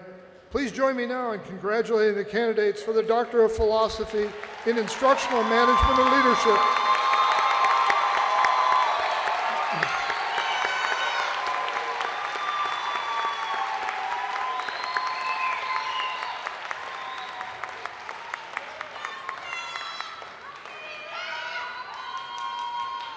I now call forward Interim Provost Mary Ann Rafeth to present the doctoral candidates in the School of Nursing and Health Sciences.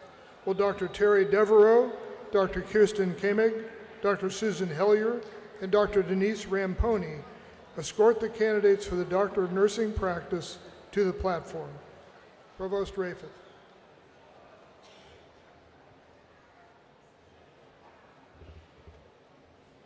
Dr. Howard, I present those candidates who have fulfilled all degree requirements for the Doctor of Nursing practice. May I ask that we hold our applause until all doctoral graduates have been recognized.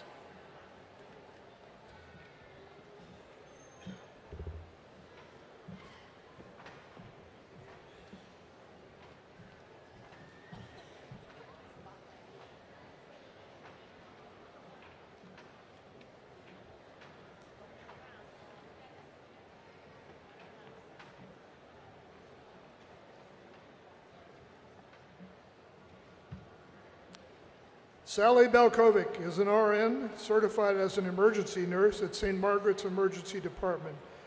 She holds the Bachelor of Science in Nursing from Penn State. Her DNP project was supervised by Dr. Stephen Foreman. Sally Belkovic.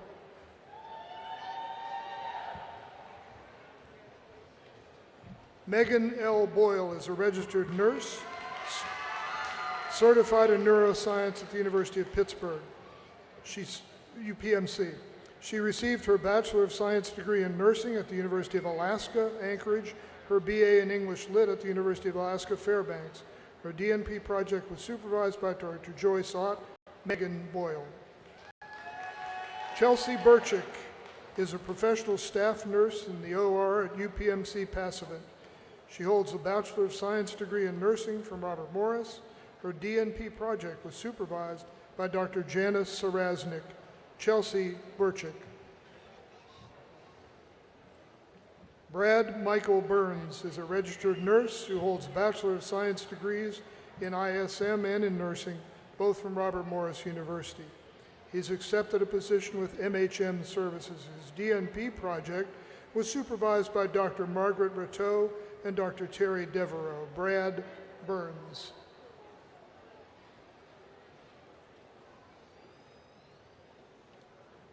John Castile is an emergency department nurse at Grove City Medical Center. He holds a Bachelor of Science degree in nursing from Kaplan University. His DNP project was supervised by Dr. Linda Davidson. John Castile. Teresa Celestin is a registered nurse for the U.S. Air Force. She has been a flight nurse for the past 7 years. Prior to that, served in the United States Army as a critical care nurse. She holds a BS degree in nursing from the University of Pittsburgh. Her DNP project was supervised by Dr. Holly Hampy. Teresa Celestin.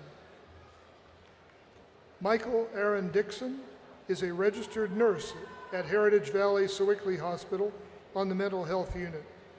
He received his RN from Citizens Nursing School, his BS degree, and management certification from Penn State. His DNP project was supervised by Dr. Janice Sarasnik. Michael Dixon. Alicia Dubik is a registered nurse at UPMC Presbyterian. She also works as a clinical instructor here at RMU and at Carlow University. She earned her RM from UPMC Shadyside School of Nursing, her Bachelor of Science from Chatham. Her DNP project was supervised by Dr. Angela Macy Byers. Alicia Dubik. Jessica Dufour is a psychiatric mental health registered nurse at UPMC McKeesport.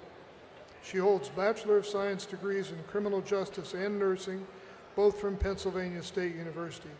Her DNP project was supervised by Dr. Carl Ross. Jessica Dufour. Stephanie Ellis is an assistant nurse clinical manager at Western Psychiatric Hospital. She earned her BS degree in nursing from Penn State University. Her DNP project was supervised by Dr. William Wentling. Stephanie Ellis. Jennifer Fate is a senior professional staff nurse in Neo-Trauma Unit at UPMC Presbyterian. She holds the Bachelor of Science degree in marketing from St. Vincent College. Her Bachelor of Science degree in nursing was from RMU. Her DNP project was supervised by Dr. Judith Kaufman. Jennifer Fate. Carrie Fisher is a registered nurse at UPMC Children's Hospital. She has recently accepted a position at Summit Psychological Services as a psychiatric mental health nurse. She holds a diploma in nursing from Western Pennsylvania Hospital School of Nursing, an allied health degree from Clarion, a BS degree in nursing from Robert Morris. Her DNP project was supervised by Dr. Joyce Ott. Carrie Fisher. Michelle Galeotto is the Assistant Chief Clinical Officer in the Oncology Nursing Society. Michelle earned her Bachelor of Science and a Master of Science in Nursing from the University of Pittsburgh. Her DNP project was supervised by Dr. Judith Kaufman. Michelle Galeotto. Kimberly Gregg is currently a senior professional staff nurse and clinician at UPMC Presbyterian. She obtained her Bachelor of Science degree in nursing from St. Francis University, 2011. Her DNP project was supervised by Dr. Carl Ross. Kimberly Gregg. Alexis Page Karolak is a psychiatric nurse at Western Psych and a part-time faculty and clinical instructor at the RMU School of Nursing. Her Bachelor of Science degree in nursing is from Robert Morris University. Her DNP project was supervised by Dr. Susan Cardong Edgren. Alexis Karolak. Amanda Lewis is the lead wellness nurse at Chartier Center. She earned her Bachelor of Science degree in nursing at California University of PA. Her DNP project was supervised by Dr. Terry Devereaux. Amanda Lewis. Janessa L. Morris was a professional staff nurse at UPM Passavant Hospital in the emergency department. She holds a Bachelor of Science in Nursing from RMU. Her DNP project was supervised by Dr. Stephen Foreman. Janessa Morris. Anna W. Merege is a mental health nurse at Gallagher Home Health Services. She earned her Bachelor of Science degree in nursing from Delaware State University. Her DNP project supervised by Dr. Kirsten Kameg. Anna Merege. Gail Nickerson is a nurse practitioner at Wheeling Hospital. She's also employed at Wheeling Jesuit as adjunct faculty. She earned her diploma in nursing from Ohio Valley Hospital School of Nursing, a BS degree from Ohio University, and a Master of Science from Franciscan. Her DNP project was supervised by Dr. Denise Ramponi, Gail Nickerson. Amy Michelle Rich is currently a certified diabetes educator and registered nurse.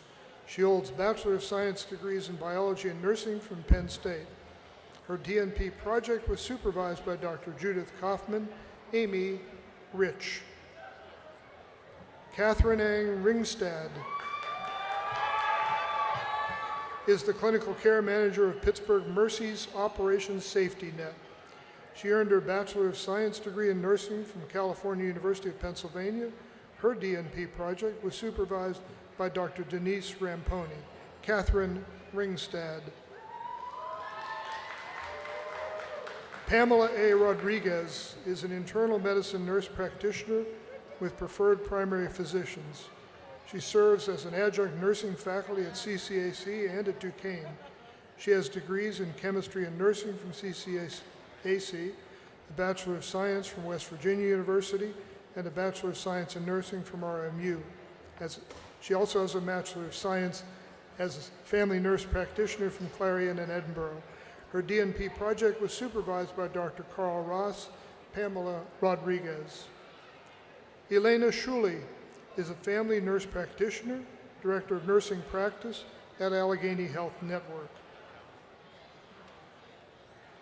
She holds the Bachelor of Science from Villanova University and her FNP at Robert Morris University. Her DNP project was supervised by Dr. Lisa Locasto. Elena Schuley. Teresa Sharp is formerly the per diem mental health charge nurse at Kids Peace in Allentown and Friends Hospital in Philadelphia.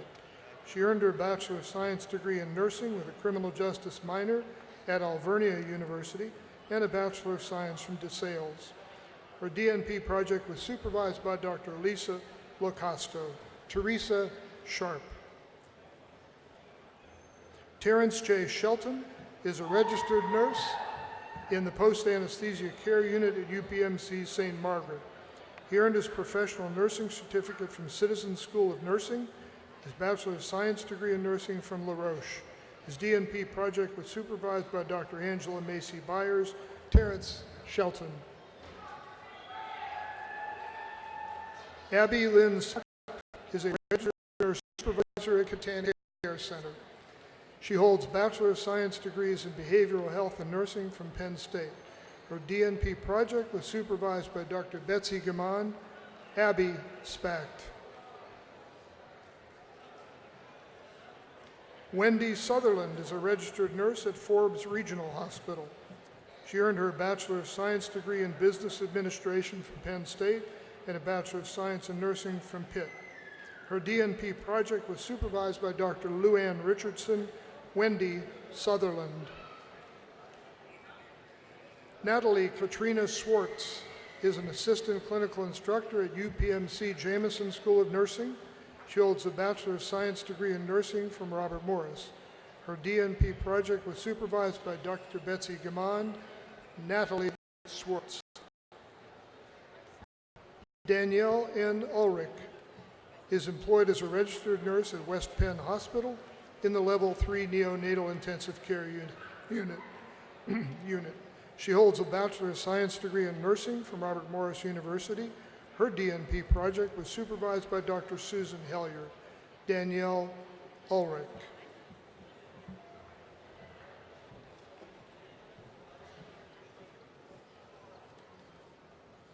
We'll let Danielle get her picture taken and then we'll congratulate these students.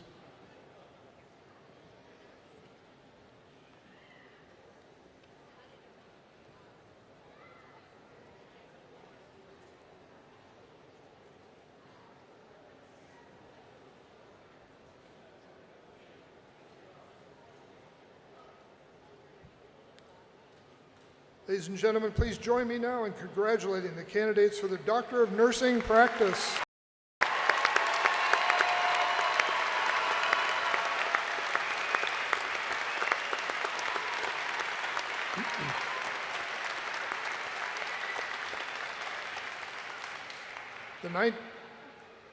The 2018-2019 academic year brought sadness to the RMU campus as our community suffered the unimaginable loss of one of our stellar students. The university community wants to recognize the immensity of that loss in terms of lives surrendered and dreams unrealized by awarding the diploma the student so rightly deserves. Ramses McComb was a certified registered nurse anesthetist at Johns Hopkins University, Bayview in Baltimore. He received his Bachelor of Science degree in nursing from the University of Maryland, a Master of Science with a nurse anesthesia concentration from the University of Maryland School of Nursing. His DNP project was being supervised by Dr. Lisa Locostu. Ramses McComb will receive his Doctor of Nursing Practice diploma today. To the entire McComb family, we hope that the memory of this occasion will be recalled fondly in the years to come. And thank you for being here.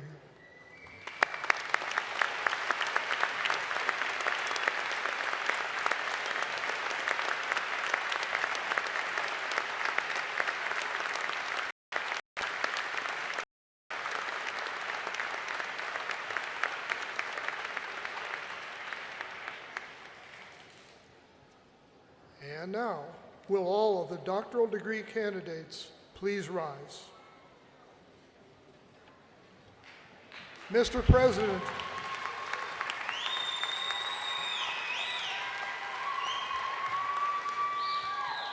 Mr. President, I have the honor to present to you the candidates for the Doctor of Science in Information Systems and Communications, Doctor of Philosophy, and Doctor of Nursing Practice, the class of 2019.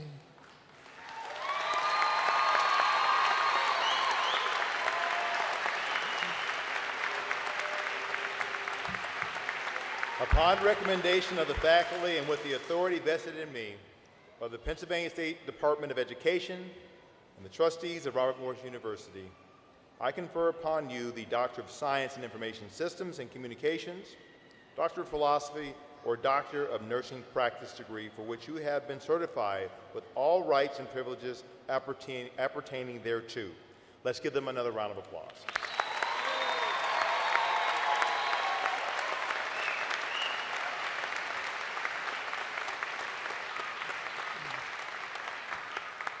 Thank you. You may be seated.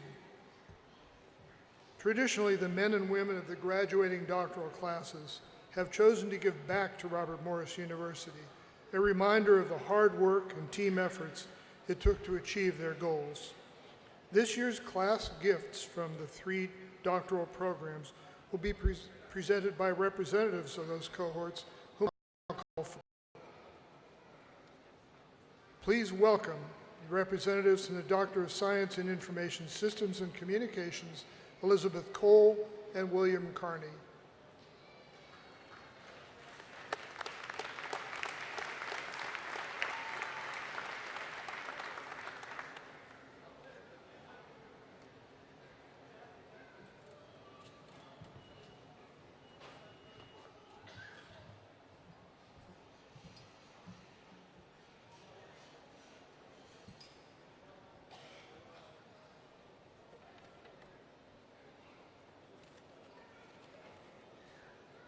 President Howard, esteemed faculty, honored families, guests, and fellow graduates. Bill and I would like to present the gift to the university on behalf of Cohort 18.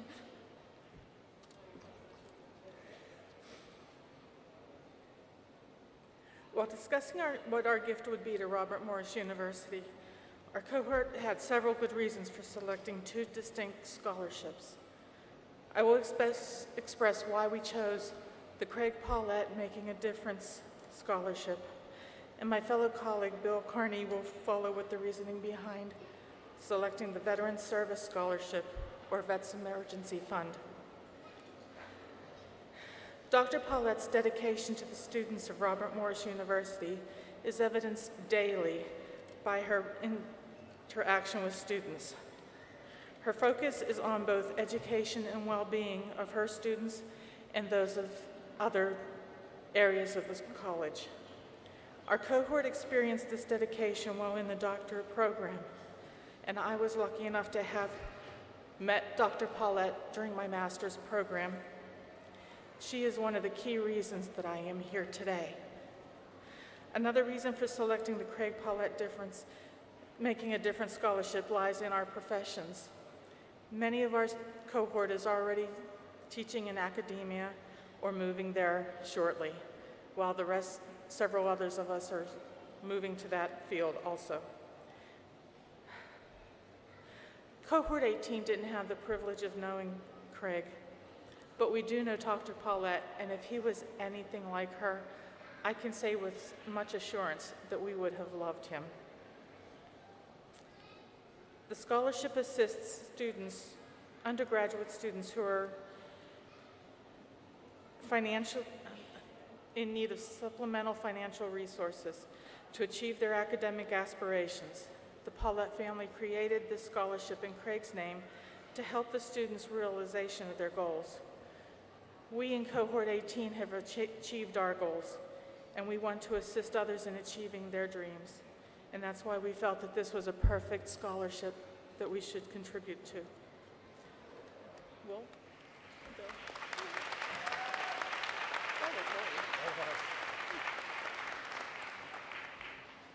Our cohort is also contributing to the Robert Morris University Military Service Fund, which provides assistance to active duty, Guard, Reserve, and retired service members.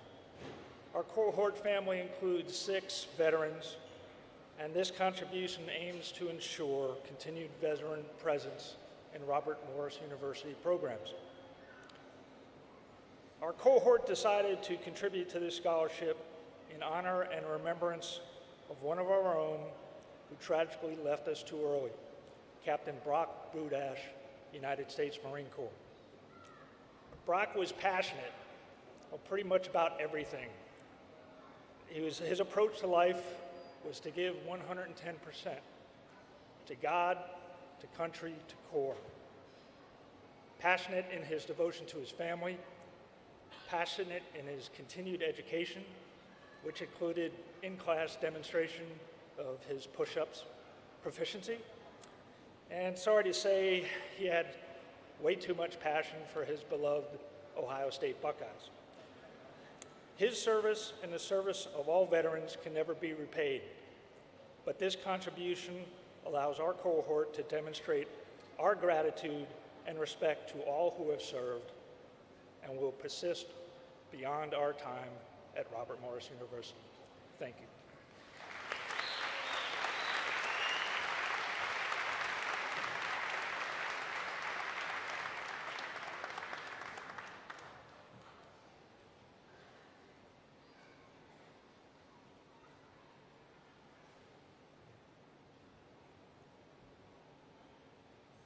From the doctoral class in Instructional Management and Leadership, please welcome to the stage Lisa Marie Coffey and Kenneth Floyd Cope to present the gift to Dr. Howard.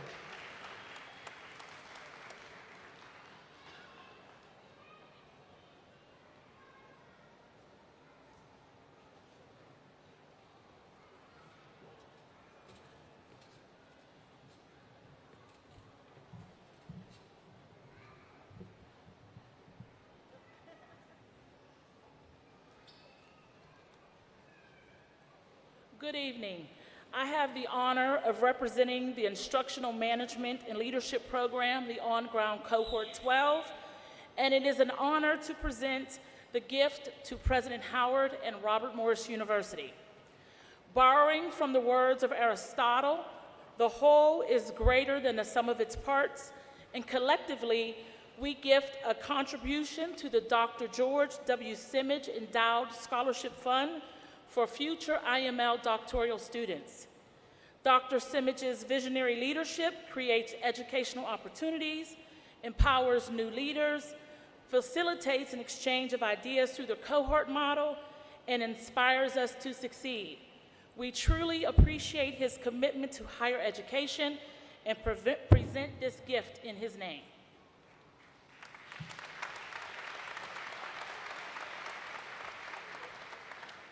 Good afternoon. I am honored and humbled to represent my colleagues and members of the first online cohort graduating from the Robert Morris Instructional Management and Leadership Program, Cohort 12. Notwithstanding our experience as digital colonials, our collective bonds to each other and this marvelous university are cherished and strong. Throughout our journey, our instructors and advisors routinely stimulated our minds, encouraged our creativity, and in some cases touched our spirits on a personal level that some might consider unattainable in an online instructional program. For myself and my colleagues in online Cohort 12, Dr. Darcy Tannehill delivered on each of these outcomes, and in her memory, it's my distinct honor to present this contribution to the George Zemich Endowment Scholarship, whose name honors the founder of the Robert Morris IML program. We hope this gift helps future IML doctoral students thrive in this exceptional program. On behalf of my graduating class in the Online Instructional Management and Leadership Program in Cohort 12, it's my pleasure to present this class present, a gift to Robert Morris University and Dr. Howard.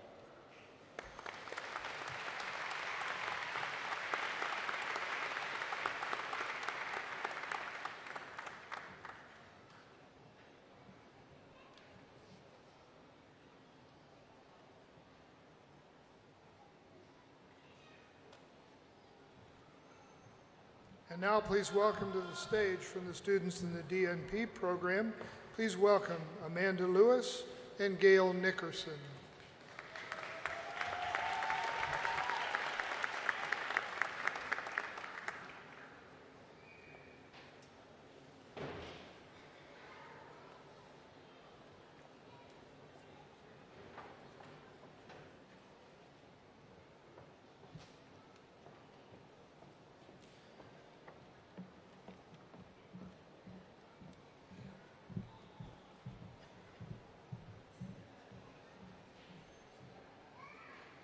Hello, my name is Gail Nickerson, and I have the honor and pleasure to represent the 11th cohort of the MSN to DNP program.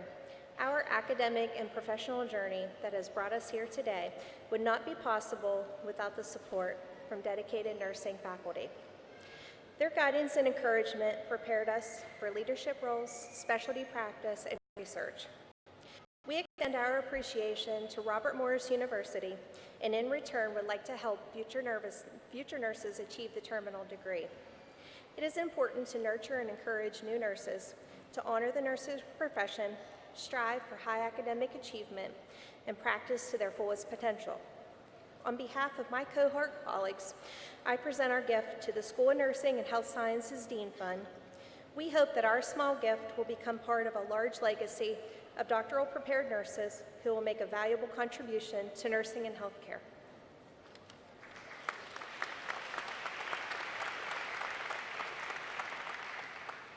Hi, my name is Amanda Catherine Lewis, and I have the honor and pleasure to represent the 9th cohort of the BSN to DNP program. You guys look amazing. During the arduous journey toward our terminal degree, we have had tremendous support, guidance, and encouragement from dedicated faculty members who fostered an atmosphere of professional growth and academic excellence. All of the faculty, including Dr. Devereaux, Ramponi, Hellier, K-Meg, Kaufman, Richardson, Spack, Wentling, Lacosto, Foreman, Dr. Ross, McDermott, and of course Rhonda McFadden and Robin, have provided a warm welcome as well as a firm guiding hand at the beginning and throughout the course of this program. On behalf of my cohort colleagues, I present our gift to two, the School of Nursing and Health Sciences Dean's Fund and the School of Nursing and Health Sciences and National Scholarship Fund. We do so with gratitude for the endless warmth and kindness and with appreciation for an exquisite academic guidance. We hope that our small gift will be part of a large legacy of doctoral prepared nurse practitioners and advanced practice nurses who will bring a significant and valuable contribution to nursing leadership and practice. Thank you.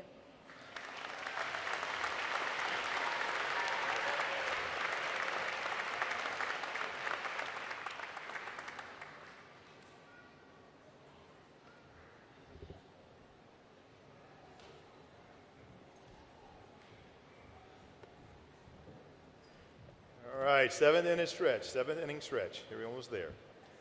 To the doctoral students from the Doctor of Science in Information Systems and Communications, Doctor of Philosophy and Instructional Management and Leadership, and Doctor of Nursing Practice programs. Thank you for your gifts to mark this graduating class of doctoral candidates here at RMU. Your contributions will become part of the traditions that continues today. So thank you again very much.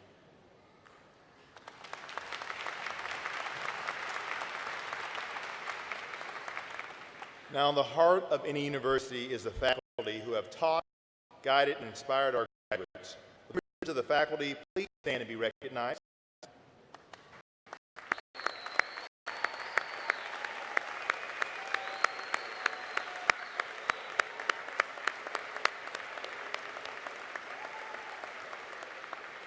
Thank you. Now, would the members of the graduating class of 2019 please stand? Congratulations, graduates.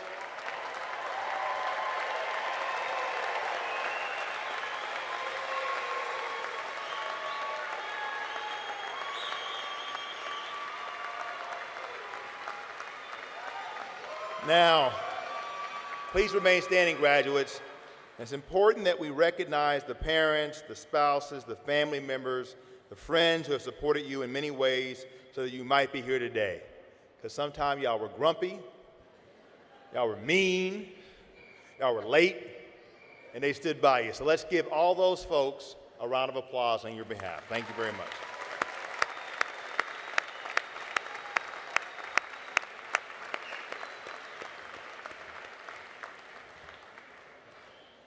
Please be seated.